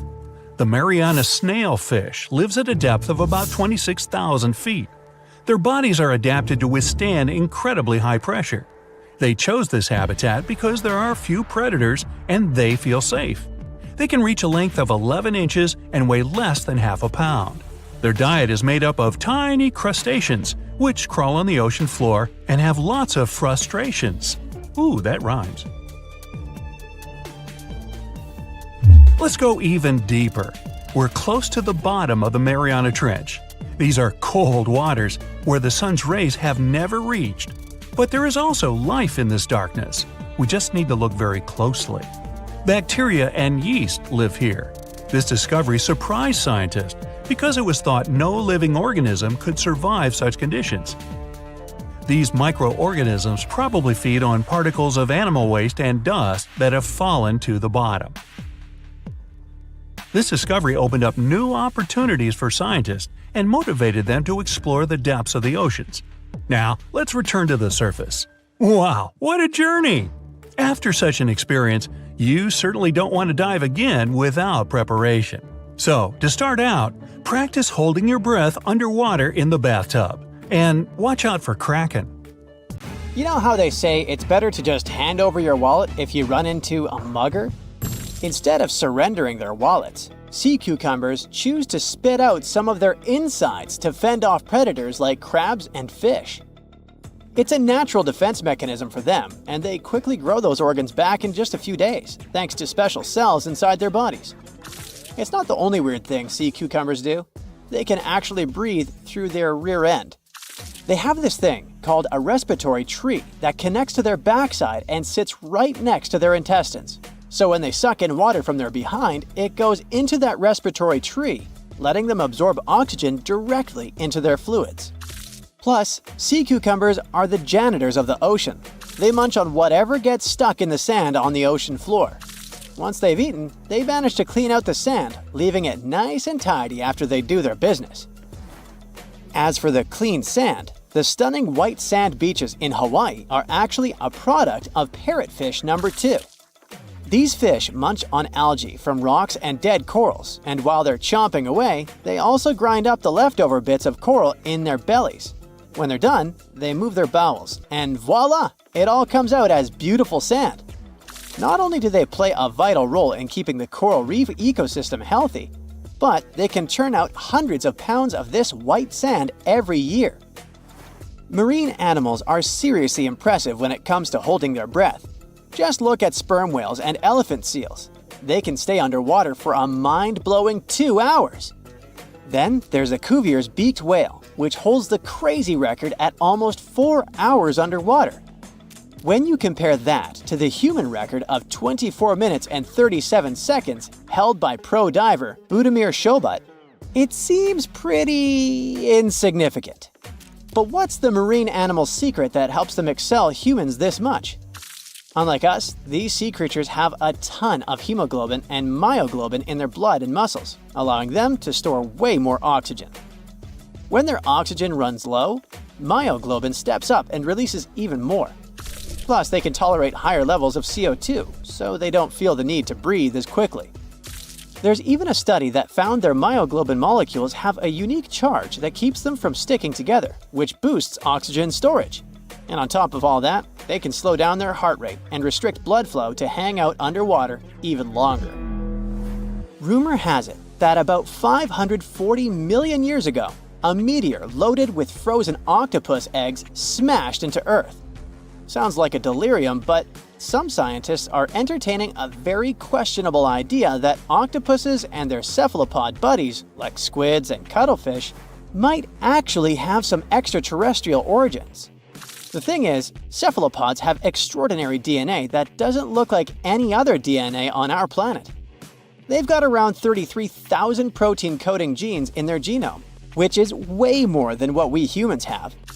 A recent study suggests that their evolutionary story shows some odd traits that might hint at a connection to space, like they could be from some super far-off past, or even the future.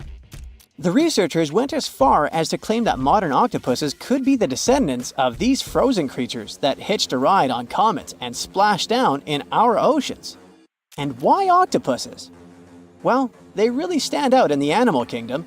They can use different tools to build their own houses, and they can even solve everyday problems independently of their brain, as 2/3 of an octopus's neurons are in its arms. These traits seem to have just appeared out of nowhere during evolution. They even tossed around another quirky theory. What if an extraterrestrial virus crashed into early squid populations and gave them a crazy boost in evolution, turning them into the octopuses we know today?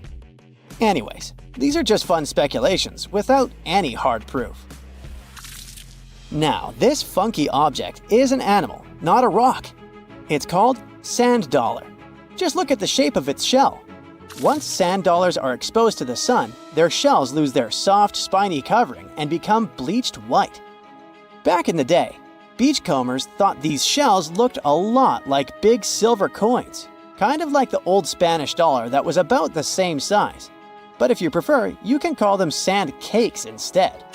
These quirky creatures have tiny spines on their surface, and they glide along the ocean floor. They use small tube feet that line the grooves on their underside to grab bits of food like plankton and algae, which they then send to their mouths. Inside, they have 5 triangular teeth that help them munch on their meals. In some Georgia folklore, sand dollars are said to represent coins lost by mermaids. Sand dollars have a unique talent for cloning themselves. They can do this for a bunch of reasons, like when a predator comes around. Some species of sand dollar larvae can actually split in half as a defense mechanism. It takes about 24 hours for them to clone themselves, and the new larvae end up being about 2/3 smaller than the original, which helps them hide from danger. Wait, is that a giant sea hot dog racing through the ocean? Sorta. Some scientists have joked that sperm whales seriously resemble enormous hot dogs. These massive creatures can take quick naps, standing up for about 10 to 15 minutes. They only sleep about 7% of the time, mostly between 6 p.m. and midnight. Sperm whales also have a cool ability to retract and extend their eyes, thanks to a thick retractor muscle around them, but they can't actually roll their eyes in their sockets. Plus, they have the most asymmetrical skull of any mammal out there. Oh, and let's not forget, they have the largest brain of any living creature, weighing in at over 9 pounds. Unlike us humans, if dolphins went into full-on snooze, they'd stop breathing and could drown. So they figured out a genius solution. They let only one side of their brain sleep at a time. This means one half stays awake to keep them breathing and watching out for any potential threats. When they snooze, they only close one eye. If their right brain is resting, their left eye is shut, and vice versa. This unique sleep style is called unihemispheric sleep, and it lets them recharge without ever fully losing awareness. On top of that, dolphins might be using corals and sponges like their own little pharmacies. Scientists have seen them rubbing their bodies against specific types of coral and sponges, suggesting they might be treating skin issues. They've even spotted dolphins lining up to take turns at these spots, using corals like Gorgonian coral Rumphella aggregata, leather coral, and some sponges. What's really fascinating is that researchers have analyzed these corals and found they contain compounds that could help with dolphin skin conditions, which can sometimes lead to infections and lesions. Now, the big question is figuring out exactly how each type of coral helps dolphins, and if it really boosts their health overall. Sea urchins aren't exactly the Usain Bolts of the ocean. They move slowly by crawling with their tube feet and occasionally give themselves a little push with their spines. These little guys have just 5 teeth, which they use like a beak to scrape algae off rocks, which I'm pretty sure is the ocean's version of an all-you-can-eat buffet. But since all that scraping wears their teeth down, they're in a never-ending dental replacement program. Scallops are the underwater equivalent of the world's most confused security cameras, sporting up to 200 tiny eyes on their shells. These eyes are high-tech. They can even adjust their pupils to light. Instead of working like ours, scallop eyes have a unique setup. Light goes through a pupil, lens, 2 retinas, and then hits a mirror made of guanine crystals that reflects it back. Scientists were puzzled about how they see since their main retina often gets blurry light. But it turns out, scallops can change their pupil size by about 50%. Just don't expect them to do it in a hurry, as it takes a few minutes. Now here's something really neat about orcas. They're expert hunters, and they do it in groups called pods. A pod can consist of up to 40 orcas, forming a very effective hunting team. Interestingly, there are distinct types of pods: resident and transient. Resident pods are more into fish, while transient pods have a taste for marine mammals. But no matter what type of pod they belong to, all orcas have one thing in common. They are master collaborators. They work together using smart hunting techniques that are often compared to the teamwork of wolf packs. Almost 95% of jellyfish's body is made of water. For comparison, the human body is 60% water. It's probably not a surprise since jellyfish don't have a heart, blood, eyes, or brain. The other 5% of their body weight is proteins, muscles, and nerve cells. Jellyfish have been around for more than 500 million years. This makes them older than dinosaurs. These creatures haven't changed much, and today's jellyfish are pretty much like their ancestors. Electric eels have small eyes that are not so effective in environments with no light, so they mostly rely on their electric organs. Those consist of 6,000 cells. Eels use them to stow power, similar to batteries. These creatures use electricity like bats use their radars or dolphins their sonar. An eel can also produce enough electricity to power a panel of light bulbs. There's a small tropical archer fish that can learn to recognize human faces. This fish has an interesting ability to spit small jets of water from its mouth. Researchers showed the fish the image of two different faces placed side by side. One was unknown and the other was familiar. The fish was supposed to spit water at the familiar one. The creature took the right guess more than 80% of the time. There's such a thing as a sea unicorn. That's an animal called the narwhal. Its horn is actually a tooth that can grow up to 10 feet long. Manatees, also known as sea cows, are distant relatives of elephants. Their weight can go up to 1,000 pounds. These creatures are vegetarian and need to eat around 10% of their total weight on a daily basis. That's lots of sea salad. In some cases, manatees share space with alligators, but they get along pretty well. You can even find a photo from Florida where an alligator rides a manatee's back. Frogfish have special fins that help these creatures walk along the sand. They're very useful in shallow waters. A ghost pipefish is hard to see, but once you spot it, you're bound to get really surprised. Its head makes up over 40% of its body. Crabs don't feel like wasting time on such formalities as putting foods in their mouth. That's why they taste it with their feet, which is where their taste buds are. Marine iguanas are the only lizards on our planet that like spending time in the ocean, even though they mainly live on land. They're herbivores that feed in shallow waters and swim like snakes. Iguanas use their long claws to hold onto the bottom when they need to graze. Green turtles can cross over 1,400 miles when migrating. They try to find the perfect spot to lay their eggs. Penguins sort of fly when they're underwater, reaching a speed of 25 miles per hour. More than 5 million years ago, I've heard, I wasn't around then, deep sea worms and humans had a common ancestor. So we still share 70% of our genes with these creatures, and with sea stars, squid, and octopuses. Now, octopuses are in fact incredibly old. The oldest known fossil belongs to an animal that lived almost 300 million years ago. FYI, this is before our dinosaur buddies roamed the Earth. Wait, there's more! Octopus arms have a mind of their own. That's because 2/3 of their neurons lie in their arms, not in their heads. This means that their arms can problem solve how to open a shellfish, while their owner is worried about other stuff entirely. Talk about ninja-level multitasking. Oh, and like other animals, such as chimpanzees and dolphins, octopuses have proven to be good at maneuvering tools, like picking up old shells and using them as a temporary home.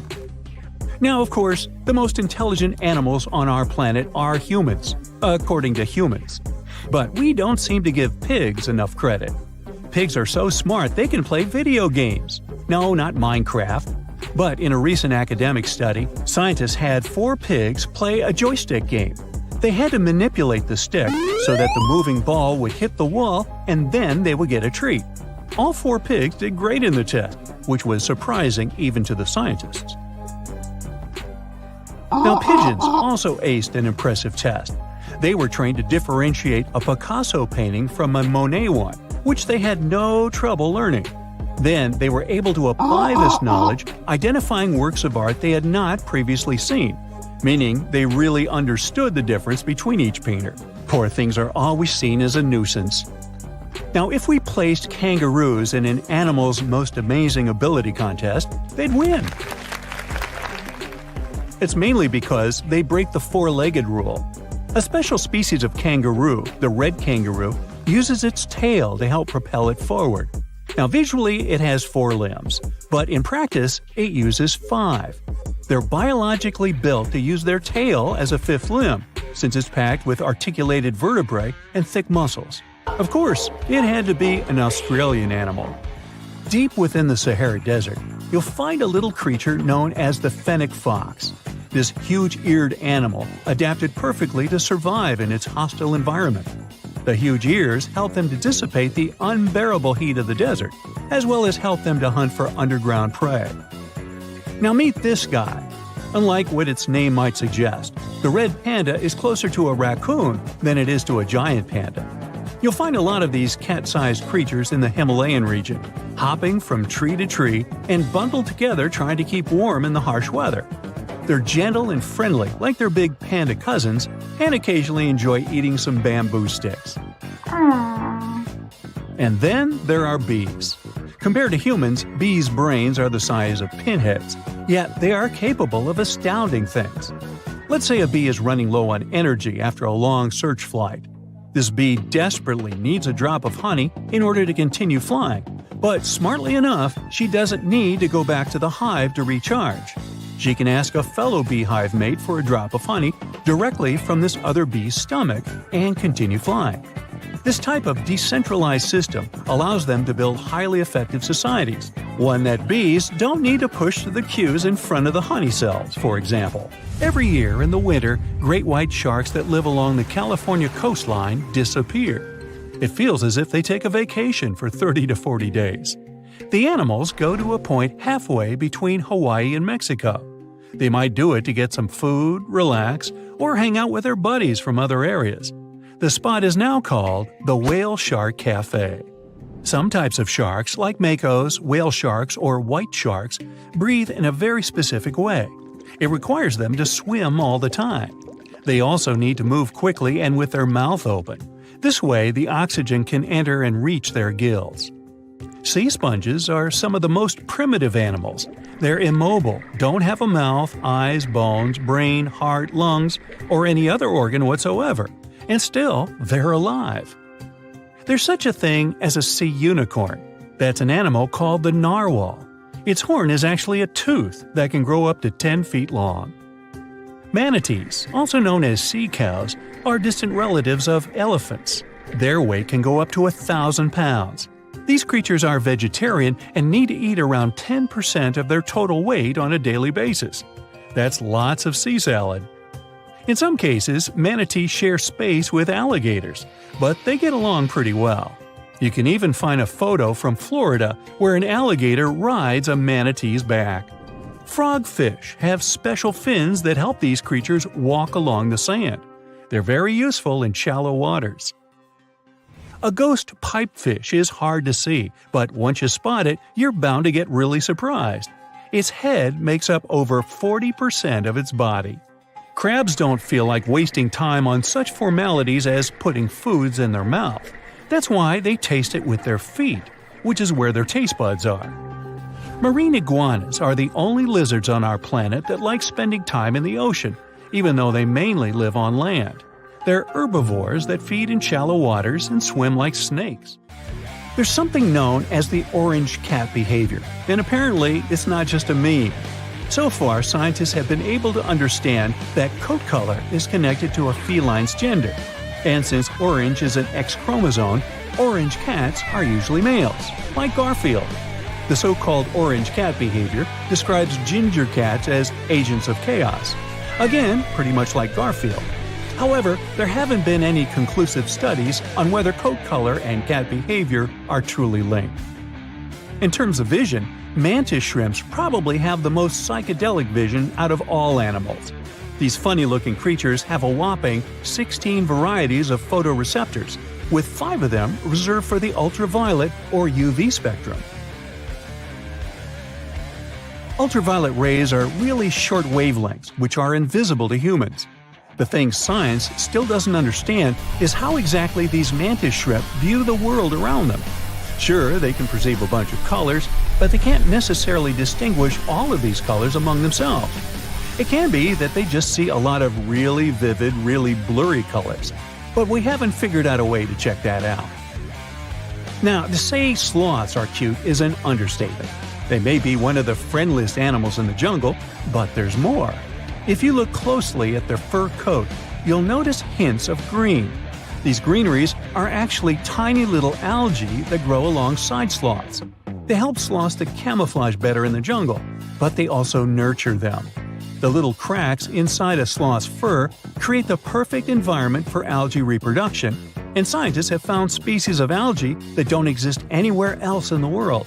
They do get by with a little help from their friends.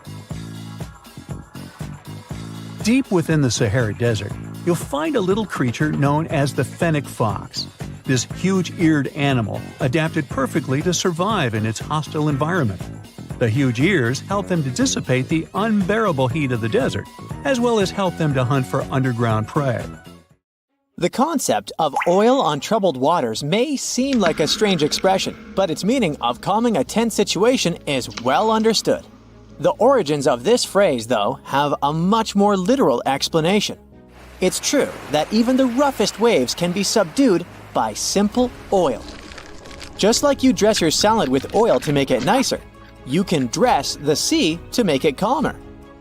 At the end of the 19th century, captains from various ships shared their experiences of using oil to calm rough waves in letters to the New York Times. One of those captains, Olsen of the Norwegian bark Wilhelmine, detailed what he did to save his crew and ship during violent storms. Despite the challenges they faced, the oil trick proved to be a game changer, drying up the weather side of the deck and helping them navigate through heavy gales. His words hinted at a secret power hidden within these simple bags made of sailcloth filled with irregular animal oil. He used it several times, and each time, the technique worked like a charm. One time, his crew encountered heavy gales on their voyage to Belfast. They were causing quite a stir, but they managed to stay ahead of the game by deploying these bags made of sailcloth filled with animal oil. As soon as they released the bag from the cathead, the weather side of the deck dried up in no time, even as the seas continued to wash over it. It was pretty neat to see it working its magic without even needing to check if the bag was empty, as it was a real lifesaver. Their vessel was still a little shaky and taking on water on the lee side, but this little trick really helped them out. Captain Jenkins from the British steamer Francisco used a similar method to calm the seas during their voyage from Hull, England to Boston. They ran into some strong westerly gales, causing really big waves. They didn't want to head any further north, so they decided to stop the engines and chill for a bit. They stuffed some oakum into the pipes of the closets and filled them with oil, and it worked like magic. The sea calmed down along the side of the ship, the big waves disappeared, and they stayed nice and dry. In total, 12 masters shared their success stories of using oil against rough waves, with only one reporting that it didn't work as expected. The use of storm oil, as sailors called it, was a tried and true method of preserving crew, cargo, and livestock from the harsh sea conditions. The toughest thing some of them experienced was just a little spray. Their methods were a tad different, but all of them used oil. But what made this storm oil so effective? First off, let's clarify something. Storm oil is not your average supermarket olive oil. To be truly effective, storm oil must be made of that thick, next to water insoluble consistency. Technically, it acts like a surfactant. This practice is very old and has been used for many centuries. Since ancient times, people have poured oil to calm ocean waves. It was poured onto the ocean surface to reduce wave intensity, making it easier for sea rescuers and navigation. This spilled oil accumulates on the surface and creates a concentration gradient that leads to extra dissipation and damping as waves move. In the past, steamships and lifeboats from various countries were required to carry storm oil as this practice continued until the late 20th century. It was included in the United States Maritime Service Training Manual as essential equipment for lifeboats, and British vessels were mandated to have it until 1998. Often, vegetable oil or fish oil was used as a cost-effective option. While those options were commonly used as storm oil substitutes, the thick consistency was the key to the oil's effectiveness. Storm oil has a dampening effect on water, absorbing some energy from the waves. It quickly forms a thin layer over a large area of the water surface, preventing wind from creating waves easily. The use of oil to calm ocean waves dates back to ancient times, with Aristotle and Pliny the Elder discussing its effects. Benjamin Franklin famously studied the calming properties of oil on waves during his trips to England in the 18th century. Communication between Franklin, William Brownrigg, and Sir John Pringle led to further exploration of this phenomenon. Agnes Pockels also made significant contributions to the study of storm oils through her experiments in Germany. She suggested that the calming effect of oil on water involved more than just reducing surface tension. Oil is definitely a game changer when it comes to calming rough seas, but it's not just any oil that does the trick. You gotta use the right kind of oil and apply it the right way. Forget engine oil and other petroleum products, they won't do much. Fish oils are where it's at, especially the thick ones. The problem is, modern ships and boats don't really carry fish oils, so folks end up using engine oils and bunker oils instead. Not surprising that they don't see the calming effects they were hoping for. Back in the day, the Coast Guard used to carry a little tank of oil for rescue missions in choppy waters, but they stopped that practice ages ago. You can't just pour the oil on the water. You gotta let it leak out gradually, drop by drop. The best way is to hang a bag of cod liver oil or something like that over the side of the boat. The oil seeps out through the bag onto the water surface and smooths out the waves. Not only does the oil calm things down, but it also stops the wind from messing with the surface. Just a bit of the right oil, like a gallon or so, can flatten out a huge area around the boat. Believe it or not, tossing oil into the sea used to be allowed. Steamships and lifeboats were actually required to have equipment to slowly release oil during storms. The lifeboats on the Titanic fell under British law from 1894, which said they had to carry oil for bad weather. Now for the science part, as oil decreases water's surface tension, preventing those pesky waves from breaking. It's like adding an invisible layer over the water that makes it super smooth. So, when you pour some oil into water, the molecules don't clump up as they spread out to form a super thin layer. These oil molecules kind of do a somersault, standing on their heads and aligning with the water molecules like magnets. This creates a film on the water surface that is just one molecule thick. You can actually figure out the size of a single oil molecule by trying this out. For instance, one tester used a spoon that was under ½ an inch high, and the oil spot it spread out on the water was massive. If you do the math, you'll see that one molecule is incredibly tiny. Usually, wind creates waves by moving the surface of the water, but a layer of oil molecules acts as a barrier, stopping the wind from making waves and just pushing the oil around instead. This pretty cool trick has been used by all sorts of people throughout history for different reasons. I've already mentioned that Benjamin Franklin studied this phenomenon a lot, but he also liked to prank people by using this science. He would claim he could calm a choppy lake with just the touch of his cane. Turns out, he had a little vial of oil in the bottom of his cane that he could tap out onto the water surface. It made him look like some sort of magician or water-bending master. By the way, the science behind this trick is still used today. By putting a thin film of oil or smaller molecules like magnesium fluoride on glass, you can create invisible glass that reduces glare and reflection. This type of glass is used in smartphones, tablets, laptops, and glasses. Oh wow, there's a hole in the bottom of the ocean! It seems that the ocean has a leak. But it's not like a leak you would expect, where water is flowing out. It's more like a spring since water is flowing in, not out. This unique leak is something we know as Pythia's oasis. A grad student was the one who accidentally discovered it. He noticed bubbles that were rising to the surface. Normally, bubbles in the ocean tell us there might be some hydrothermal vents, which are hotspots for some pretty cool things. These vents are actually like hot springs on the seafloor, but instead of bubbling with warm water, they release a fluid that has been superheated in the crust of our planet. When seawater seeps into these cracks and travels deep into the crust, it comes into contact with the extremely hot mantle. This heats seawater to very high temperatures, and as it moves back up towards the surface, it carries dissolved gases and minerals. When the hot fluid shoots out of the vents, it mixes with the surrounding seawater and quickly cools down. Just a short distance away from the vent, the temperature can drop to a comfortable 68 degrees Fahrenheit or so, which is, as it seems, exactly what some creatures like. And there are some real weirdos living down there in the darkness, like ghostly fish, giant red-tipped tube worms, and a unique type of shrimp with eyes on their back. And some of them, like tube worms and bacteria, rely on the chemicals and minerals released by the vents to survive in harsh conditions.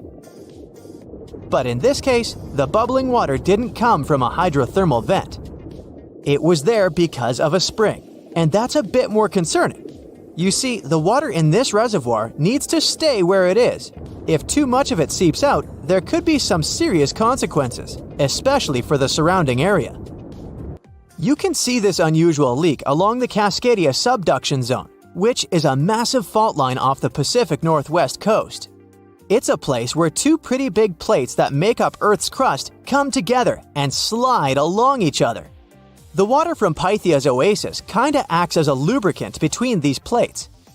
You can think of the fault zone as an air hockey table. When the fluid pressure is high, it's like you've turned the air on. That means the friction between the plates is reduced, which allows the plates to move.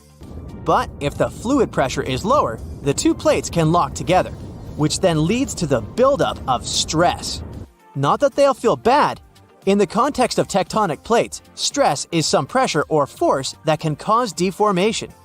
And if this stress starts to build up, at some point, it's gotta go somewhere.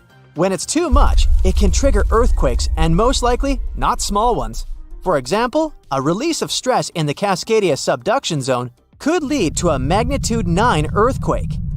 For comparison, the biggest earthquake we've ever recorded happened in Chile in 1960, and it had a magnitude of 9.5. The damage was enormous. So we hope the water will stay in its reservoir and keep maintaining the delicate balance between the tectonic plates. We've explored only 5% of the ocean. Who knows how many cool things are there at the bottom, waiting to be found? For example, check out these mysterious holes scientists have stumbled upon in the depths of the Atlantic Ocean, near the Azores. They're neatly aligned and are about 4 inches apart, or in some cases, even several feet. They resemble punctures left by a sewing machine. Some think these holes could have a biological origin. For instance, some fish may have made them while walking along the seafloor. Others believe we could be looking at something that's human-made, maybe left by a spiked tire. Of course, such holes are perfect for making up stories about creatures from other planets who allegedly made them. Or maybe even legendary monsters, like that one from Loch Ness. It's definitely hard to explain such symmetry of the holes, but one deep-sea biologist offered a pretty good explanation. He said there could be an animal burrowing beneath the sediment, and from time to time, it could make little chimneys just to get access to clean water circulation in its small burrow. I mean, there are sediment piles around the opening of each hole, and they do support the idea that something pushed the soil from below.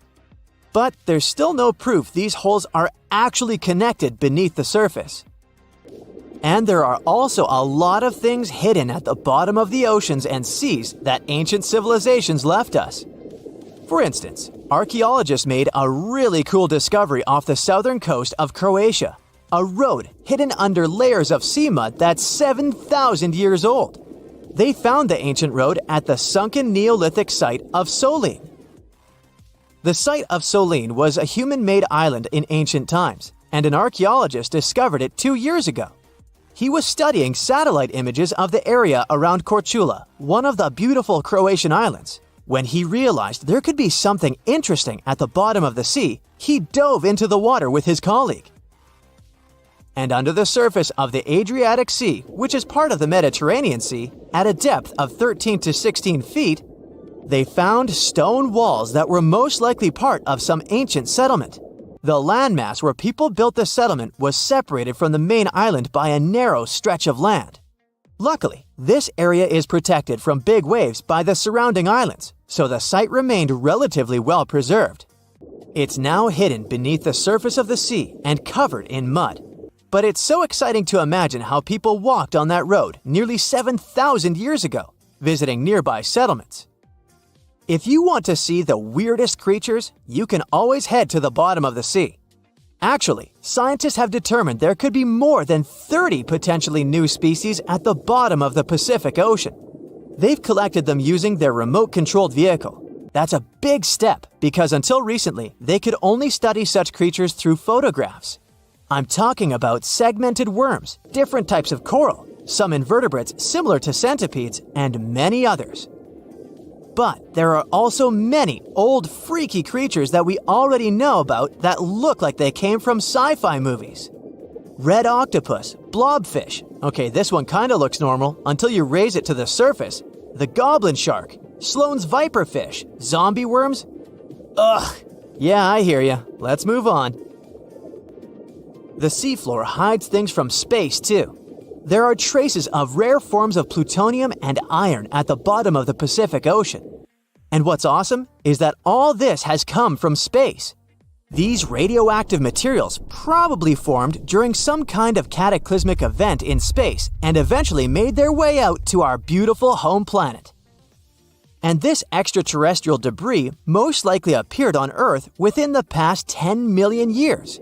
After it fell to the Pacific Ocean and settled at a depth of almost a mile, it became part of all those layers of rock down there. Plutonium is especially exciting for scientists. I mean, only tiny amounts of it have been found. Hundreds of atoms maybe. But it's still remarkable because these atoms are created by exploding stars. Things like this can help us better understand how the universe produces elements heavier than iron, like plutonium, gold, uranium, and platinum. We're still not sure about the origins of these elements. For a long time, scientists believed that supernovae, which is when a star comes to its end in a fabulous explosion, were responsible for creating these heavy elements. But it seems it's not just that. Some other cosmic events, such as the collision of neutron stars, which are super dense collapsed stars, or some rare types of supernovae, could also be involved. Whoa, let me get my popcorn. Suppose everyone in the world wants to do this and countries started investing billions of dollars in this project. In that case, we can colonize the ocean floor. The question is, why would we need this? For the same reason we're going to colonize Mars, to save Earth from overpopulation. Why do we need to move to the red planet in the near future if we can live underwater? It'll be cheaper, safer, and most importantly, not far from our home. You don't need to stay in cryocapsules for years to wake up hundreds of millions of miles away from your planet. It's much easier to take an elevator down to the underwater city, hang out there, and enjoy the views of marine nature. Besides, staying on Mars will surely cause severe mental problems for people. Panic, stress, and the realization that you can't return to your home whenever you want can put serious pressure on your mind. It's better to live under millions of tons of salt water, and the reason why we have to do this is a need for more resources. There are about 8 billion people on Earth right now. Some experts think that when the number reaches 10 billion, the world will begin to run out of food, fresh water, and fuel. Agriculture and other industries simply won't be able to develop so quickly. Resources will be depleted, and people will have to do something to survive. The colonization of the ocean is an ideal solution to the problem. Firstly, we have very little information about the ocean. We've studied space much better than the ocean on our planet. Most likely, vast reserves of fuel are hidden under the seabed. Secondly, we will be able to reduce the load on our planet by about 50% if we move to live in the ocean.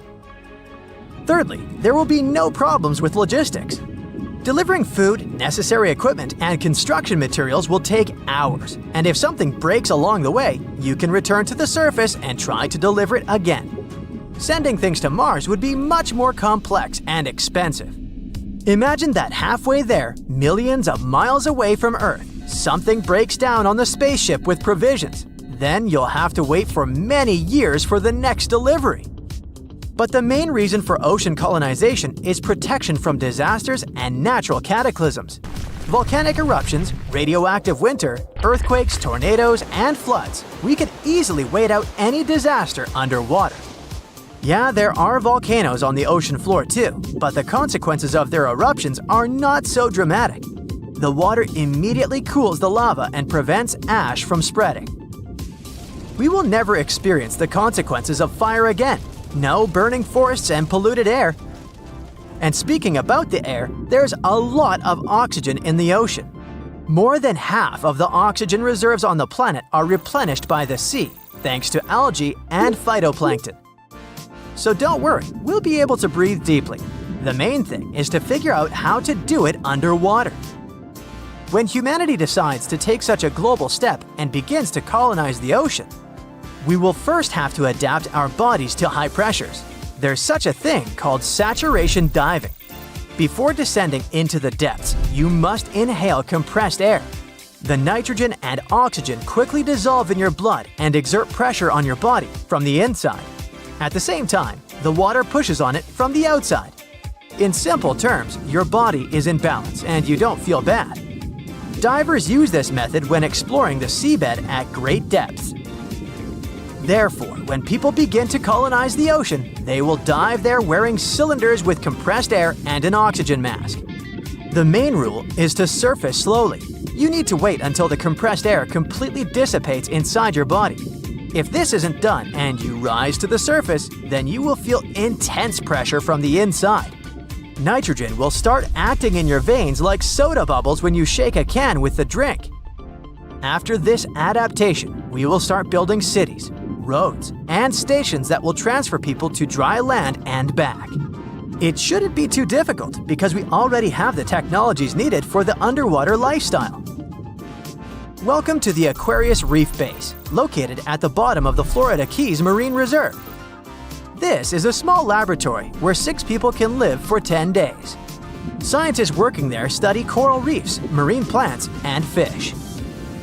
The lab doesn't look modern. It resembles a sunken, rusty bathyscaphe overgrown with shells and other underwater stuff. To create buildings with more beautiful designs, people will need new technologies for underwater construction. So let's imagine that global colonization has begun.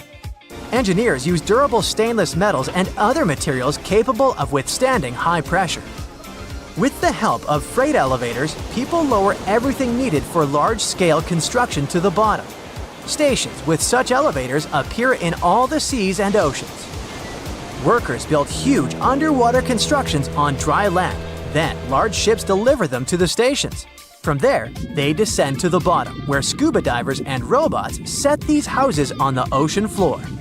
Every building is like a giant submarine with lots of apartments. They look ordinary from the inside, except for the underwater view from the window. To reduce waste emissions, engineers build huge capsules in every city, where garbage is destroyed by high water pressure. People try to live closer to the shore because they want to spend less time commuting. This causes severe pollution in coastal areas.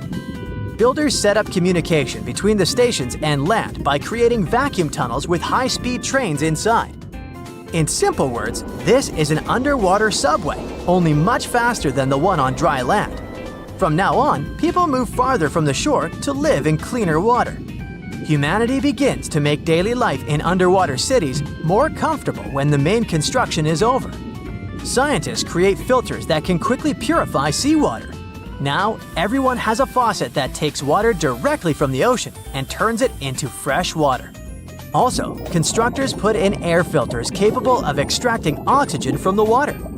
Electricians create underwater mills to generate energy. To leave home, a person must put on a diving suit and cylinders with compressed air and exit through an airlock. People swim between buildings and talk to one another using radio communication. For faster movement, car companies produce small bathyscaphes with locked cabins and powerful propeller systems. Over time, engineers create large domes where you can walk and breathe fresh air, like on land. global clothing brands develop fashionable diving suits and practical accessories for comfortable underwater movement. For example, you can attach a small heater to your clothes to not freeze while swimming. And you can also put on wider fins with engraved brand symbols. To make such a lifestyle as comfortable as possible, scientists and biologists create masks that work like gills and provide a person with oxygen extracted from the water. Constant exposure to high pressure changes people's physiology over time. In the water, we need to put more effort into moving. People who often leave their homes lose a lot of calories. They become slimmer and their muscles get stronger. Look at the Olympic swimming champions. Now, almost all underwater citizens have the same developed shape. Our body temperature is falling, and evolution slowly turns us into cold-blooded creatures. A lack of sunlight makes our skin paler, and we start resembling amphibians. We learn more about deep-sea creatures such as the giant squid and other monsters. Almost every month, scientists discover new species. But at the same time, many fish species disappear because of human activity in the ocean. The extraction of natural resources from under the seabed heavily pollutes the water. To reduce the load on the planet, people decide to colonize the sky. But this is a topic for another video.